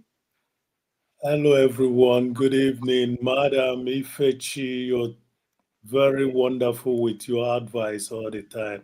Thank Thank you very you. much for opening up for us so that we can come in and say hello. Good evening, everyone in the Yes, chat.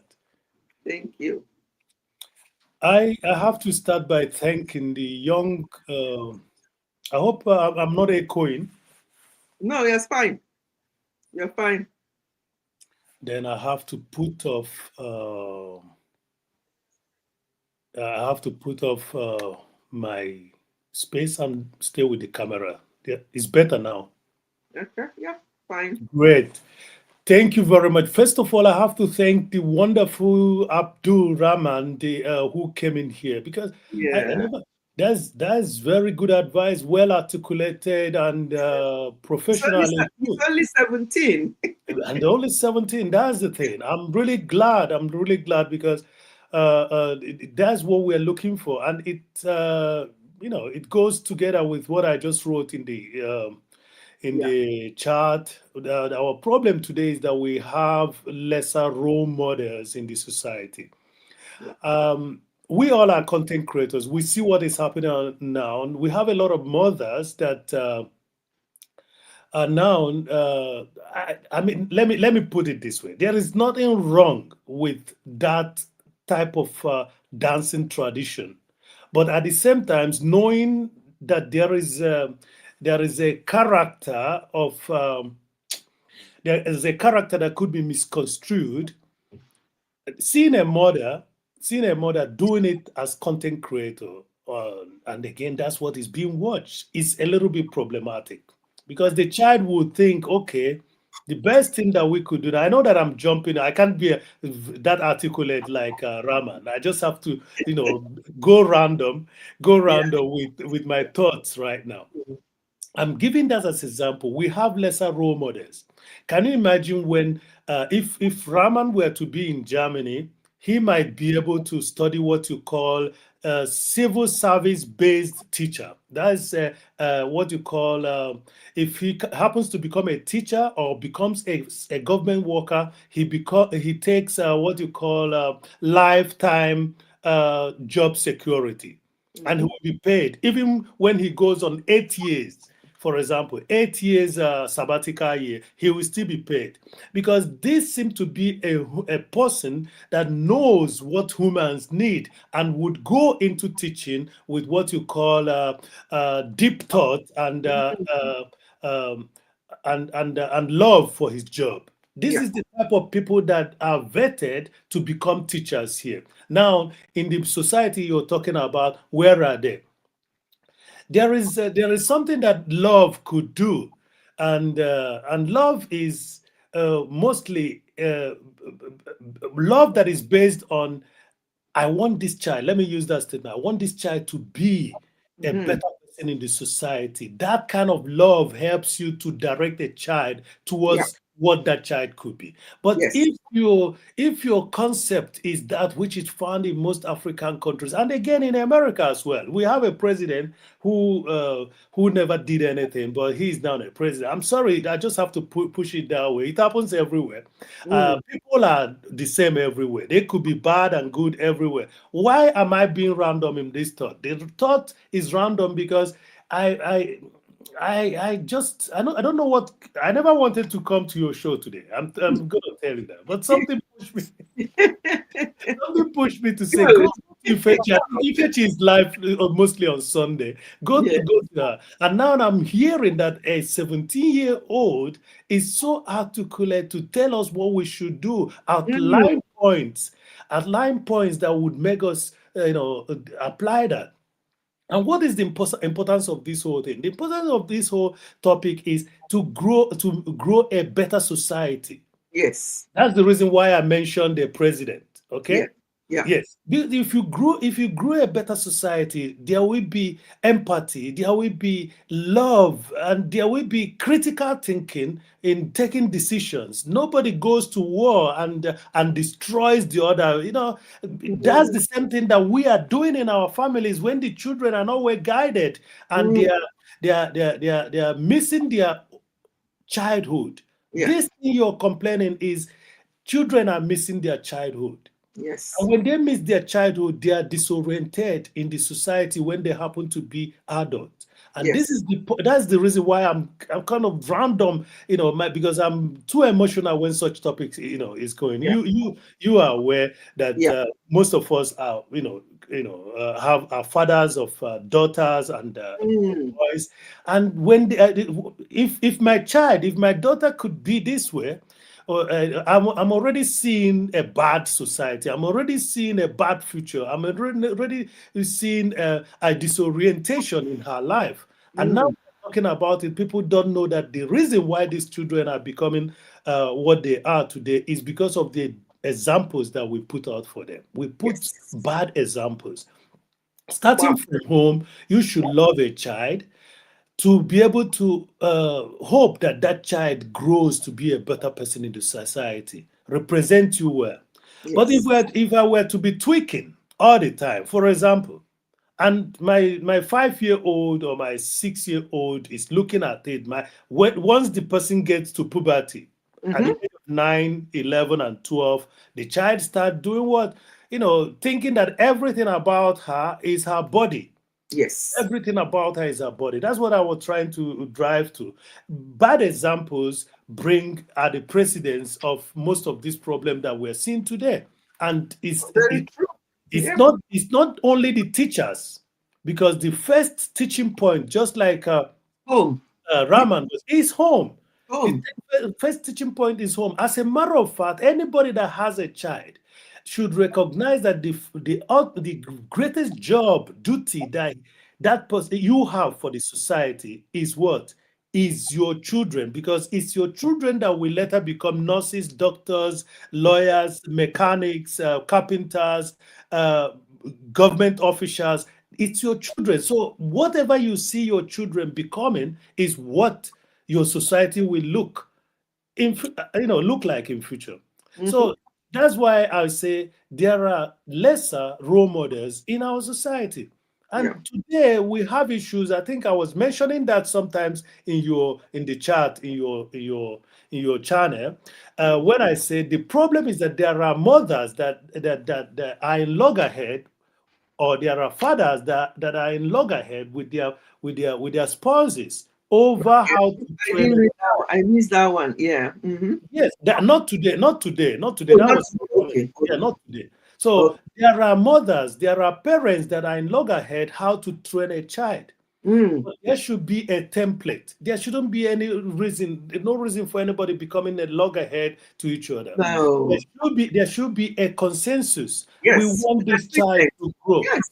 We want this child to grow to be a better person. Yeah. There's no problem. Let's guide her. Let's guide him. When he gets to a point and can decide, let him decide. But you see, there are things that I heard from my parents. In my 59-year-old, there are things that I heard from my parents which I still use today, and they are based on compassion. They are based on don't allow bad influences to be your role model. But how many of these young boys and girls can restrict? Can restrict themselves from accepting those bad behaviors? It's trending, they would say. After all, my mom tweaks on the TikTok, for example, and my dad speaks anyhow. For example, that's it. We lack role models. That's our problem.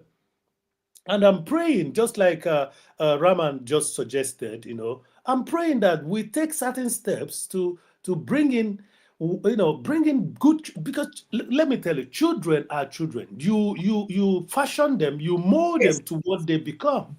Yes. You mold them to what they become. And there should be more societal moral template, so that when a child is doing certain things, that child will know that he or she is going wrong. But Yeah. if you're living in a society where everything goes wrong, I mean, what do you expect these children to do? What children to do? Mm. You expect them to do? It's Sometimes really they're confused. Sometimes they're confused. They don't know what is this one or is it that one. Yeah. exactly. And they go with what comes. And Yes. they damage themselves. You can see some of our content creators who goes around the street. Can you imagine that 20-year-old, 18-year-old has become drug addicts? Mm-hmm. Can you imagine that? Mm-hmm. And one will go out and pick them from the street and try to revitalize, to reactivate them, to reportize them and stuff like that. But this is the one we see. Yeah. There are ones that are already useless. That's the reason why the criminals are putting them into harm's way along the West African or coast areas to do whatever they want to do, and they will keep on calling one name, one group of people as the people doing that. No, it's everywhere. It's Yeah. everywhere. We should protect the girl child and the boy child. And Yes. when we complain about what they're doing in boarding schools, remember they are not actually doing that. They are just giving, they are relieving, they are giving out what they have already been fed, Already. Yeah. directly or indirectly. Mm. It's really painful. Okay, the solutions has been profiled, but I would tell we parents, we should sometimes reflect on our lives and ask ourselves, am I doing the right thing? If this thing that I'm doing, even those politicians, that's another thing. We are living in a society where Oh. where the word politics, just the word, I'm not going to concentrate on one place. The word politics is so non-exemplary that what do you think that these children will do in future? That's what we have to ask ourselves. What would you think? Then, particularly where we came from, what do you expect these children to do? Everything goes. That's what they do. Everything goes. That's what they do. Their life is reflective of the society they are living. Their life is reflective of the family they are coming from.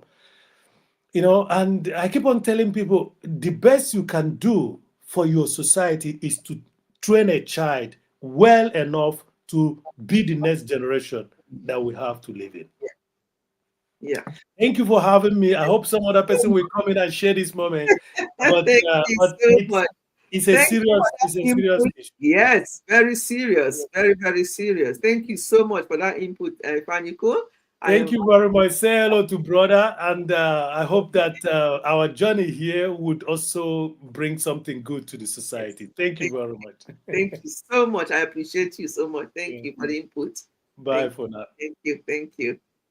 Right, my people, you have heard it now. So, yeah, everything starts from home. And we have to start from the nitty-gritty.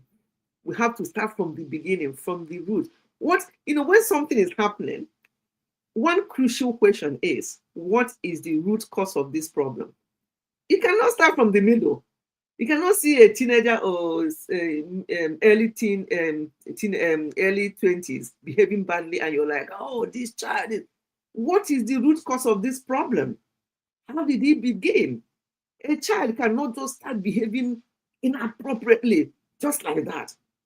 From the time he or she was in the womb to the time they were born, to the time they were 1, 2, 3, 4. That's the formative age. Where were you? If you missed it at age birth to 5, that's where you put in that thing that you want in that child. And no matter how bad that society is, that child, I've told you, giving you examples of child that will go to school and others will be behaving in a way that is very wrong. And this child is only 5. And it's using language that they in her home, oh my God, nobody speaks like that at home. And the child was speaking using the child will be like, oh my God, at home, I'm not allowed to use that word. That's bad. So that was discussion. This is a real life situation. And the other 5-year-old was like, oh, really? That's how we talk at home. Even my mom says that as well. You see? And the other one will be, another child will be like, was surprised. Your mom talks like this as well? No. My mom told me that it's not good to speak like this. This is communication between 5-year-olds in a school. Do you know that the other bad one using bad words? I can't blame her because that's how that's all she knew. That was what was happening at home. She went home and told her mom that so and so in school said that this thing I was saying is not good, it's not allowed in her home. Is it a bad thing to say, mommy? And mom's like, well, it's her home, it's up to her what she did. The girl came back to school the next day and said, I told my mom and she said that it doesn't matter. Another child was like, really? And I also went home and told my mom that you were saying this and the mom was like, oh my God, don't join this kind of behavior. Do you know that this other girl, using the right word, actually convinced the other girl that what she was doing was wrong? And the girl learned from the other person in a positive way. It wasn't like the other girl who is from a better family, using better language, was confused by the other person. No, the other person did not actually learn from her. She went home and insisted to the mom that she doesn't think that what they're doing is right, that they think that they have to stop doing this and this. And the mom will be like, oh my God, okay, whatever, that's fine. So what I'm trying to say, why must it always be your other children influencing your children in a negative way? Why can't it be the other way around, like these 2 5-year-olds? Influencing the other person in a positive way. And when they now balance, even the mother of the other girl now saw the point and said, well, really, yeah, I say this all the time, but it's not really, it's true, my dear, that we have to do this. And they actually changed. Yes. Water and oil does not mix, absolutely. But let our children, let us be the ones to influence others in a positive way. Let us not be, oh, the society is spoiled. The society, I'll teach my children something and they'll go to school and they'll learn the wrong thing. No. Keep doing that right thing. Keep living by example. Most parents are not living by example. It cannot be twerking, just like Ifeanyi Cool said, wearing your half bra and showing the rest of your breast as a mother, and you expect your teenage daughter to start closing up or dressing appropriately. No, she won't. In fact, if she dresses appropriately, she would think that she's doing something wrong because she has seen her mom all the time she was growing up, showing half of her boobs, doing that, and speaking and she thinks that it's normal because she has passed that formative age of between age 1 to 5. She has now formed her character. It becomes more difficult as you pass that formative years to start changing. But if you catch them young, from birth to 5, you catch them young and they form that thing that is in them, it will be very difficult. Yes. Yes, children who have good examples are more stable in everyday life. Yes, they are. But you have to catch them young. Don't be too busy for your children, especially at that formative age. If it means that you have to have half of the income you need in that home, have half of the income. Preserve those formative years 1 to 5. They are at that age that everything mom and dad says is right. Everything that you say or the way you live your life that's the best way.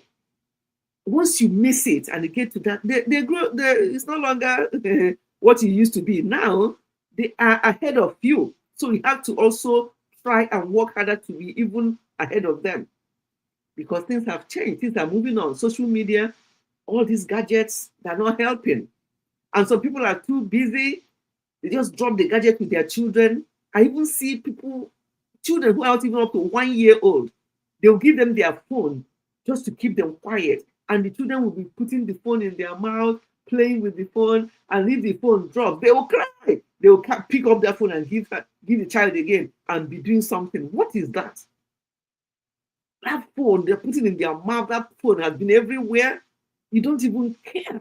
You just want to keep them quiet. Are there no other way, no other things you can do to pacify your child than handing dirty phone to them to be putting in their mouth and phone that have been everywhere? And what is that phone doing with a child who is in buggy, who is in the pram, who is just very young? The child needs you, not the phone. I don't even know. All I'm saying is that parents, we have more work to do these days than we did in the 80s and 90s. We did hard work, but it wasn't this hard. It wasn't this hard. For starters, there was no mobile phone, never mind tablet, never mind the other one and the other one. I didn't know how many people, in fact, black and white television, started watching black and white in the 80s before we now went into normal television. There was no television in their rooms, just television in the living room. When it's time for bed, everybody goes to bed. But things have to move on, I understand, of course. Things have to move on. We can't remain where we were 20, 30 years ago. Of course, that's not good. But at the same time, we have to watch it. Cooperation between parents, very important. You are spot on, Ifeanyi, cool. I've given this example before when mine were growing up. When they ask, maybe they have already told me about something, and I'm like, no, son, no. And I'll give them reason. And then they'll go to that, because between myself and my hobby, they see me as the more difficult one, that is cool. That is cool. Like Ifeanyi, cool. And that I'm the one. So they will now go to dad and say, oh, Dad, can we do this or can we do that? And dad will say, have you asked mommy or your mom, what did she say? And they will become upset. But mom, dad, you are the head. I thought you are the head of the home. Why would we have to ask mom? And dad will be like, I might be the head, but I have to agree with mom. Have you already? And they have already asked me. Oh, dad will now say, go and ask your mom and see what she says. They will get angry and go away because they know they've already come to me and they knew the answer they got. So they thought if they go to dad, being the head of the home, that dad would overrule what mom said.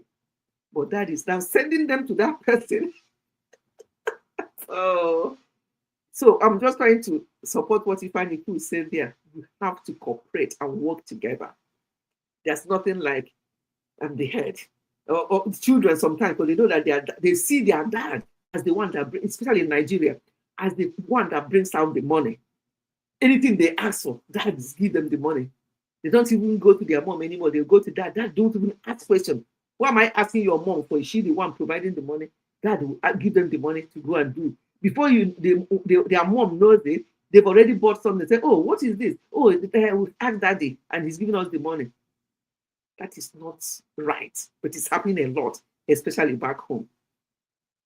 Let me see let me read comments and then, yes, so that cooperation, Ifeanyi, thank you for that. Very important, very important.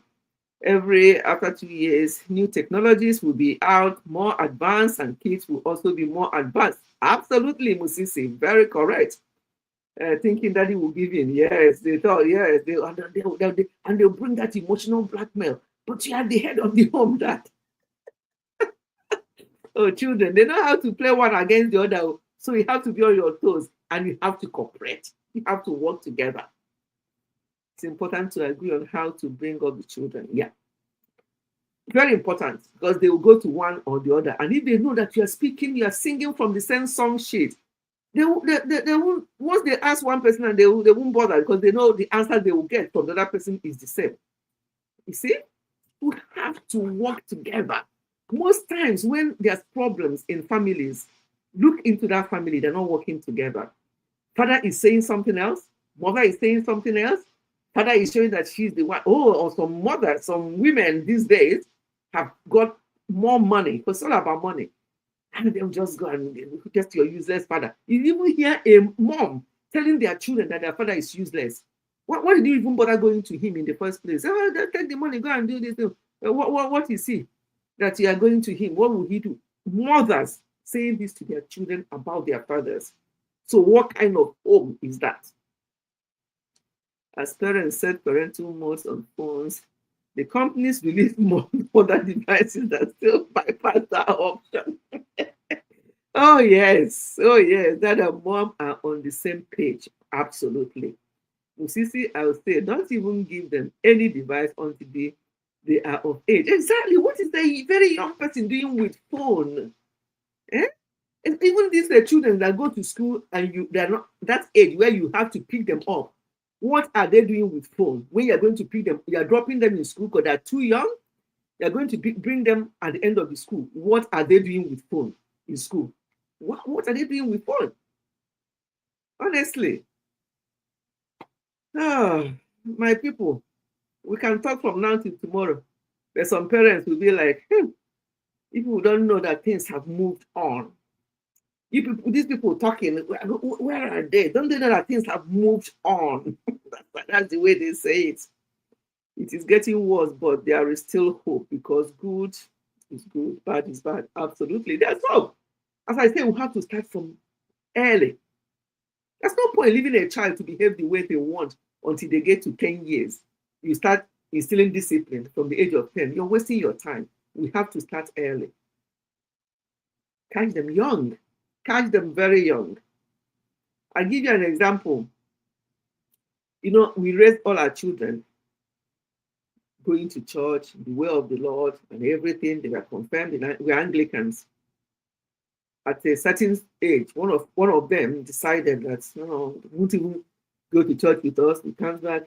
If it's other African parents, hey God, oh, what have I done? Oh, this child I took to church every day, and they confirmed and did this. Now he doesn't go to church every day. Oh. Did we bother? No. Ask him, why don't you want to go to church anymore? No, that church self, I don't do this and that. We left him. And what did we do? We in our heads, we quoted that word that they say, teach the child the way they will go. When they grow up, they will not depart from it. Even though he appeared to have departed from it by what he told us, we did not shake. We did not start shouting like some parents would do, as if going to church means that they're going to hell.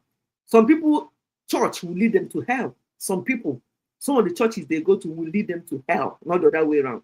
So what did we do? We said to him, he gave his reasons, this and that, yeah. And we said, okay, we are on our knees are still okay. There's nothing wrong with our knees. Praying for them up till from the time they're in the womb till today, as we speak, we pray for them. So just left him and started praying. So when he was about to get married, he came and introduced the wife to be to us. And he said, I'm like, oh God, these children, they will try you. They'll try you, but don't let them try you. Don't let them buy you. Because if they buy you, you will go. They will look for what you left them in the will, and they will continue with their lives. Yes, no matter the love. We have the examples are more stable. Okay, important.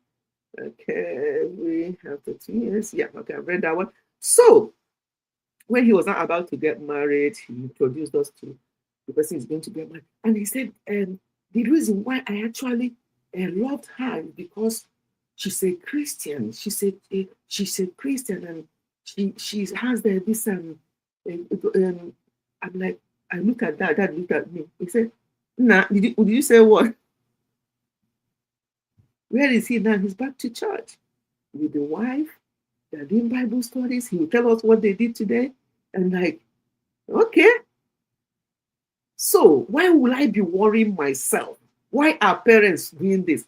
Do your work when they are young, when they are babies, when they are toddlers, when they're kids. When they get to certain age, they will rebel. Some of them will rebel. Some of them may just keeping up appearances, attending these things with you, just to keep you quiet. But inside them, what they're doing, people who have never entered the church will not do it. But they just want to do that to keep appearances. But this one was saying us to tell us that he doesn't want to be anymore. Did we ask him 1 or 2 questions? He gave his answer, we left him, and we kept praying. But what he was excited about when he met his wife with the fact that he's a child of God. And now they do this, they do Bible study, they do this, they go to tell him. I'm like, parents, live your life too. Just do your hard work with your children and live your lives. Don't take bye for any child, because they will teach the child the way they will go. It's only if you don't teach them the way they will go. When they grow up, you don't have any Nothing to blame by yourself. But if you do your bit and then follow it up by prayer, forget. Don't worry yourself. Church does not save anyone. It's good for them to know the Lord, but the church does not save anyone. Let us not get it twisted. This church. Some of these people that go to church, they do worse. So somebody was saying that if you come and start talking to me and start talking about church, I run away from you because I don't trust them. That's what somebody was saying, because he said that he's had a lot of interaction with people who go to so-called church. Prayers and work go hand in hand. You and Daddy prayed and still made sure he returns to God. Exactly. Just don't force it. Do what you've got to do and leave the rest. Stop shouting and jumping up and down, Chimebomo, as if the church is the panacea for, as if on the last day you're going to be standing and God will ask you, which church did you go on earth? Did you do my will? Did you do what I supposed to do as my child? How many people did you impact on their lives? What legacy did you leave in the world before coming here? Nobody will ask you about church, or the church you attended. So let us not be fooled. I'm not saying don't go to church. I'm a strong believer in God. But I'm not a churchian. No. Because I've lived this life a long time, and I've been around a long time to know that these things do not save. It's not what will take you to heaven. It's the type of life you live, the lives you affected. What kind of life did you live on earth? Were you where people are? Did you meet people's needs if you can? And the need does not have to be money. Listening ear, giving advice, mourning with people who mourn, rejoicing with people who rejoice. Some people, all they do is to mourn with people who, they don't even mourn with you anyway. I won't say they're mourning with people who mourn. All they do is celebrate mourning. But when it's something that will rejoice, they will rejoice with you. The good deeds and behaviors are very important, yes. More about knowing God and having a personal relationship with Him. Bam! Bam! Some people will go there just to answer present. Because if I don't go now, they say, I wasn't in the church today. Let me kukuma go. That's how they say they go. Who are you going for? Are you going for yourself or for who? Live your life as unto the Lord. Bring up your children with the fear of the Lord. When they grow up, they will not depart from it. They may try to rebel. They may try to shake you. They may try to do like this. But just keep praying. But provided you have done your work from the beginning, then none of this, God forbid, none of this is not my portion. None of this, my child can never do this. Seriously? I'm sorry for you. So let us, parents, I'm going to close with this. I was watching a video about somebody who was interviewing young ladies, young people on the street. And he was speaking to 19-year-olds, 21, young people who are not yet married, and asking them about marriage. Some of them say that marriage is a nonsense. I don't want to be under anybody. I just want to live my life. I know what I need. I say, that's a hormone talking. That's fine. And then some of them said, that one was 19. She said, yes, eventually I would like to get married, but. And once they say but, I open my ear properly to listen to that but. But the man must, she said, listen, what the man will have all boils down to material things. I did not hear her say, the man has to be this, the man has to be rooted in Christ, the man must have a good behavior, the man will be a man of one wife, and I'm going to do this. And what are you going to do to prepare yourself for that marriage? She never said that. All she was saying is what she wants the man to be. And all of them were material things. Whatever I want, he will give me. I'm not want to go to man's house and suffer. I was just listening to this 19-year-old. I'm like, who are your parents? Who are your parents? All that she was just saying, my ears were just, say, what is this? That's all she listed. the reason why she wants to get married and the type of man she wants to get married to. Okay, I read that. I feel more happy daily when my thoughts are right and when I impact someone in my community positively. Absolutely. Absolutely. Honestly, nothing gives me joy than when I do something for somebody. It just gives me joy as well. We have to, what legacy are we leaving behind? Is it all about just,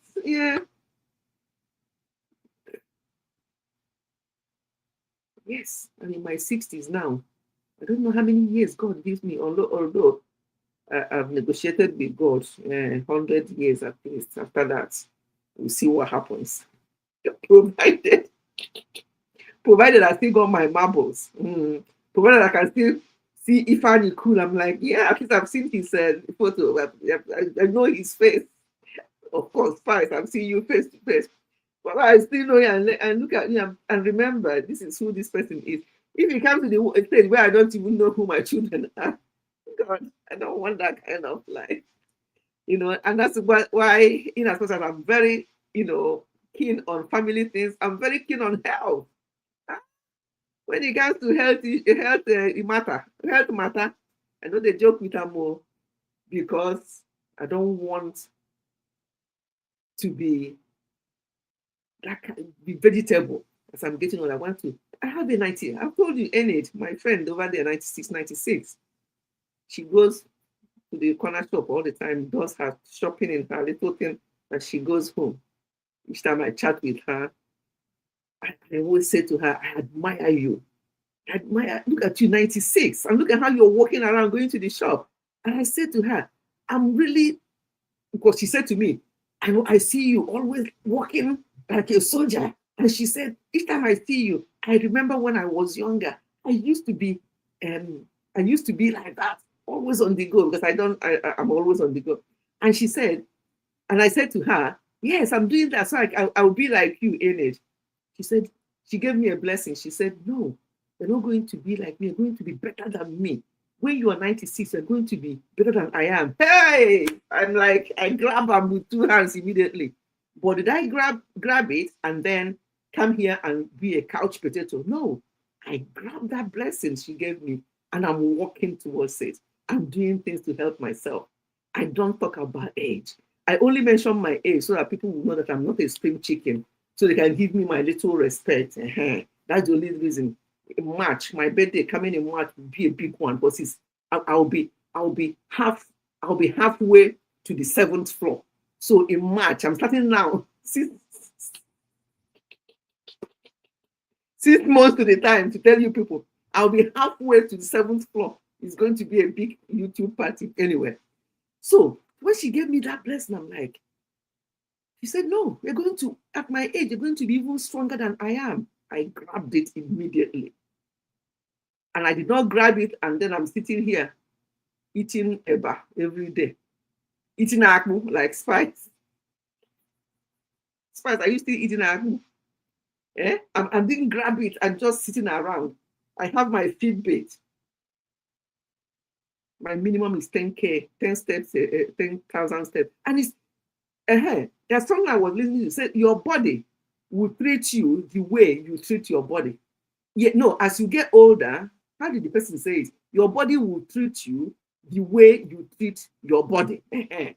So your body will treat you the way, you can't be sitting around, not doing anything, not moving, and you want your body to treat you the other way around. No, your body will treat you the way you treat your body. I read that, I'm like, yes, spot on. I'm eating rice. The two bad things, worst things to eat.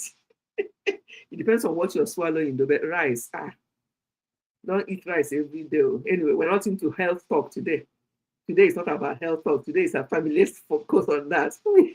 Packing my bag for a birthday party in March. Yes. Because we think our March is too far. I don't know where September went. I can't believe this is last Sunday in September. That by the time we do the live stream next Sunday, we are going to be welcoming October. Can you imagine? We are welcoming October next Sunday. So Let us be here next Sunday. I think we may have to be on the health channel. I've not been on health channel on Sundays for a while. I noticed that when I'm on my health channel for Sunday live stream, I don't have a lot of much people, but it doesn't matter. However number we are, we just talk about health next Sunday. We'll be on this health channel next week Sunday to welcome October and to find out how we are doing, how are we doing with our health. Treat your body the way you want it to treat you. No food in UK. No food. We are here. Good. There's food in UK. What do you mean? There's plenty food in UK.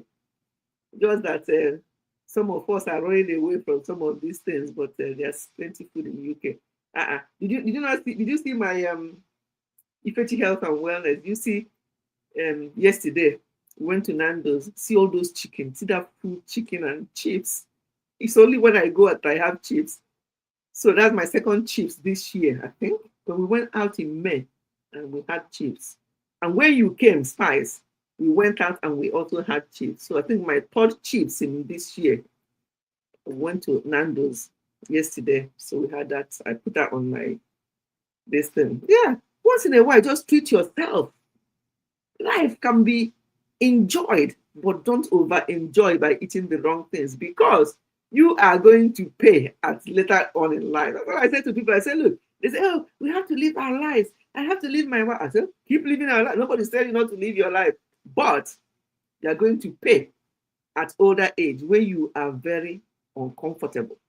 You are suffering from this pain. You're suffering from that pain. And hey, you've enjoyed your life now. Now it's fine for you to suffer. Why will you? What kind of old age is that where you are just there? Oh, to get up is this, to get up is that, and you're taking medication every minute. You're taking this medication, that medication, and that is not enjoying life now. So now, what I do, if I feel like it, I'll have it, and then I'll go back to plan. That's how to enjoy your life, and then be good to people. Be good to people. Smile as much as you can. It helps as well. So on that note, we are going to end this live stream. I normally want my live stream to be 2 hours. It's now 2 hours and 15 minutes. Thank you so much, everyone, for being here today. We have talked things, and yeah, these things, it's not a one-day talk, 1 minute talk. We have to keep talking. That's what my channel is here for. I'll just come out here, whatever I hear that is going on. But it's worrying, Ifeanyi. Did you hear when I said that there's a statistic that says that 1 in 4 Nigerian men are not biological dads to the children they're raising up? That's worrying. 1 in 4, is it true? Who did that statistics? I read it somewhere. Who did that statistics? I can't. That's too much now. You have to get a better society. That's the prayer. Because people like us would like to jackwada. I would love to jackwada. So we just pray that things will change. But did you hear what I just said? Statistics show that 1 in 4, and it said Nigerian men, we didn't say men. 1 in 4 Nigerian men are not biological dads to the children they are raising. That some of the children they are raising are not theirs. It's only when they did this DNA that some of them have raised children up to certain age. Yes, so mommy, yeah, it could be. Yeah, I read that. I'm like, this is worrying. That there was a DNA that they did. This man has been raising 4 children, and only 1 out of the 4. Hey. And I'm like, women, let's call ourselves meeting. Women, what's going on? Man. Hey. There are things I can't comprehend. There are things I can't get around my head, even for a man or for a woman. We are so bent on having children that people do a lot of things to give the impression that they are mothers. And yes, everything is about children. Oh, children. I want children. Why are you getting married? I want to get married because I want to have children. So anyhow, that child comes, they don't care. And when the woman knows that the man is bent on children. But sometimes it might be the man's fault, but men don't have any fault when it comes to pregnancy. The woman may know that is the man is not the one, that is not, and then she'll go and do a wear match and become pregnant and come to the house and be claiming, and and they still have it, hey, it's your child, and they'll just continue like that. Cheek back souvenir for the men. Hey God. I was listening to what's that name of that lady? She makes sense. Now, some of these lady preachers, some of them make sense, some of them I take what I want from them. And she was talking about the way she described this sexual intimacy and what people do with their bodies, especially in marriage or even before marriage. Watch how you unite with somebody, that intimacy, that union, that things can be passed on there. That some people are having issues in life because of the person they've united with in that sense. So a lot of things are happening in people's life. You don't know who you have united with. That's the highest level of intimacy, So it's not something people say, oh, it's just sex. No, it's not. It's not just sex. No, there's more to it. That contact, to me, is sacred. People will hear me and say, this woman, maybe you're old, it's your generation, you don't know what is going on, but if that is what you call, let me be old.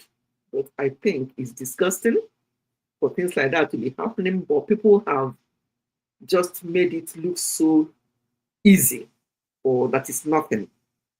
It's not even because of the welfare of the children. It's all about being not left out of the trend of the societal pressure. Yes. Big pressure. It's disgusting, honestly. It's not something I even want to think about. It's disgusting. I'm just trying to picture it even in my head. How I mean, my daddy, even when we are younger, and I'll go to another man. What am I even going to be doing with that man? It doesn't add up. It just does not make sense. But anyway, the societal pressure is too much. I talked about last week. Was it last week I talked about this person? Oh, it wasn't. It was in my video. Oh, that video is going to come up on Tuesday. I think I talked about that. Yeah.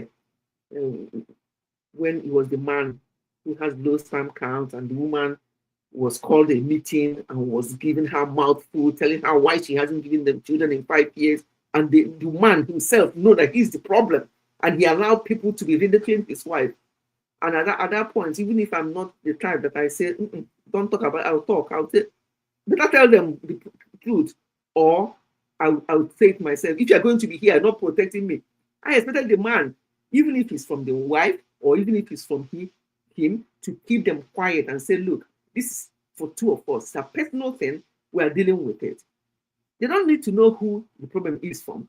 But the man knew that it was from him, and they were ridiculing his wife, and he was there and allowed her to take it now. And that lady preacher was saying, you take it and walk away. You take it and what kind of preaching is that? Anyway, let us not go into that now, because if not, we're going to start another live stream on that one. So let's just leave it. But today, a typical Nigerian speaks to you with the sarcasm of, oh, you have only 2 or 3 children. Yes, Ifeanyi cool. There was this couple in Nigeria. They live in Face Me, I Face You. Yeah? And they were being helped. They have 2 children, 1 boy and girl. God mixed them for them. And they're being helped on a regular basis. But their neighbors, the Face Me, I Face You neighbors, who have about 6, some of them 5, and they only have 2. And they were telling her, only 2 pikin you go born. Barren woman. Oh God, barren woman. And only 2 pikin you go born. Do you know that this woman was crying, trying everything to get pregnant again? The 2 you have, people are helping to pay the school fees. Do you get it? But because people are calling her barren. Do they know the meaning of barren? Somebody with 2 children, God bless her with 1 of each. Even if it's 2 girls, even if it's 2 boys. The fact that you've already had 2 children, even if it's 1, even if it's half, they're calling her barren, and she was so upset and trying everything she can to get pregnant again. Now, come on. Is it sometimes, is it ignorance? Is it stupidity? What is it? Why will anybody even bother? You are the one that should be feeling sorry for those with 7 children, 5 years. Say, 5, 7. How are you people going to cope with this? My 2. Let me see what. But even with that 2, she's being supported. They're being supported, and they're telling her, "In face me, I face." You know what face me, I face you means? They don't have enough food to even give to the 2, and she was upset that they're telling her not only 2 people you go born. Because let us end this live stream before I go into something else. That's why the fact that his 7 children might be from exactly. This person that is saying the 7 children might be from other men. Because when they're in this face me, I face you, a lot of things go on. You never know who is who. I lost a friend to this pressure. She died 7 months pregnant, leaving behind a daughter she had already. Did you hear that? Why can't people mind their business? You wait this month, after they'll give you 1 month, they give you 1 month's grace. The 2nd, 3rd month, 4th month, they'll be looking. This one that you're like this, yeah, your husband, what are people waiting for? After 3 months of wedding or marriage, these are outsiders. So, what is going on? Why can't people mind their business? Look at that pressure, and she passed away. 7 with this pregnancy, 7 months, and that daughter will now be used as a doormat. They just treat her anyhow. After all, she's a girl. After all, she's a daughter, and her mother is gone. So who is she? She just be used anyhow. So let us have sense for ourselves, look after ourselves, take care of ourselves, and any child or children we have. If God blesses you with 1, thank God. If God blesses you with 2, thank God. Have the number of children, and if God blesses you with as many as you can, then have the number that you can conveniently raise up. Society will not raise the children up for you. Everything about a come mad, yes, a poor man in cash and property says another man that's less important because the rich is with 2 children. Exactly. I have 1. In my family is very, very rich. He decided that they're only having 2 children. But those with 5, 7 children, they will come to him every time to beg for school fees. And sometimes he will tell them, do you think that if me and my wife want that we can have up to 5, but we chose to have 2, so we can give them everything possible that we can. But those ones will come and be disturbing you. It can mad culture. Let them get on with it. Let them get on with it. But this pressure is too much, and people should stop falling for these pressures. It's taking people's life. Look at what Spice said there. It's taking people's life. And when you pass away, if you have any child or children, only God help them. You know what they're going to do with those children when you are not there. So, a word is enough for the wise. Parents, let's sit up. Let's show examples to our children, and let's start from the beginning, from birth, not when they get to a certain age, when they have already formed their character. Start very early to be a role model, nice role model, because there are various kinds of role models. So if you say parents be role model, it can be the other way type of role model, but good role model for your children, so that you don't cry in your older age, so that you, when they start entering where they should not enter, and they should start serving 5 years, 10 years inside, you'll be crying.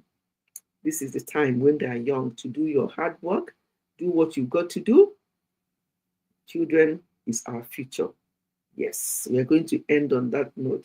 A stitch in time saves 9, and children is our future. We are going to end this live stream on those 2 powerful words. Thank you, especially both of you, for being with me up to the end. I don't know whether there's other people out at the back that maybe they're not typing, but thank you for these 2. I'm not going to say anything else after these 2 words. Children is our future, and a stitch in time saves 9. That's where we're going to end this. So thank you so much, Ifani Cool. Thank you, Spicy. Thank you. Helen was here. Kathy Chooks. Oh God. Musisi was here. Abdul with his valuable contribution. Thank you. Who else was here? Oh dear. Let me go up. Yeah. Let me see. Yeah, I think these are all the people that were here. Can see if Kathy Chooks was here and Helen Akoya. Musisi. Yes, I know that Musisi. Spice, what do you think I should do to this woman? What do you just think? Just tell me what to do with this woman. And what? Chineke. We will this AA. Musisi, what do I do to AA before I end this live stream? Because I need to end it. Did you hear what she said? Oh, I don't have the power to laugh because we have to go. We are so bent on having children that people give impression that mothers and fathers can read that one. Ifeanyi Cool. This is one of the troublemakers we have on this my channel. Speak, Ifeanyi Cool, are you still there? See Musisi from Uganda. He's speaking English. He's speaking English. Speak, Ifeanyi Cool, we are greeting her. You should be telling her that we are ending the live stream. We are greeting her.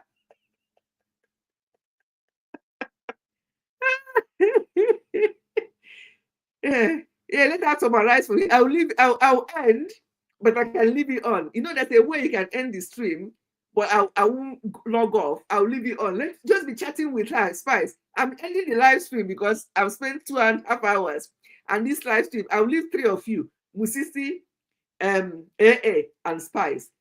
I'll click on end the stream, but 3 of you can still be there chatting if you want. Say, end what? Have you been in the background? Are you just coming? Eminko? Eminko meaning Minko? Is that what you mean? How about me? Is that what you mean? This AA is a troublemaker. I'm telling you now. He's a troublemaker. Emike Iro. Ifeanyi, do you understand Yoruba? I'm going to learn Yoruba because of AA. I have to call my son. Okay. That's very important. Yes, so. I got a golden Guinness Award with it. I'm going to end the live stream, but I'll leave you to continue talking. Eminko Iro. I have to learn Yoruba because of you. Emike Iro. I'll find out what that means. Yes, that's what she said. Okay, yes, a bit. Okay, Ifeanyi is still here. What's AA? Ifeanyi, once you see AA, Spice, Musisi, Funke. Funke hasn't been here for a while. What about me? Eminko. I think I got that one. Eminko. But the other one, you say Iro. What does that mean? What does that one mean? We captured a few days ago. What about me? Eminko. Yeah. And the Iro. What is Iro? I miss you. Okay. Bye everyone. Have a blessed week. But I'm ending the stream, but it's open for you to chat as long as you want before I turn it off. But I'm ending the stream at the moment, so keep chatting. Bye everyone. See you next Sunday by the grace of God. The life is ending, but it's still on. You can chat.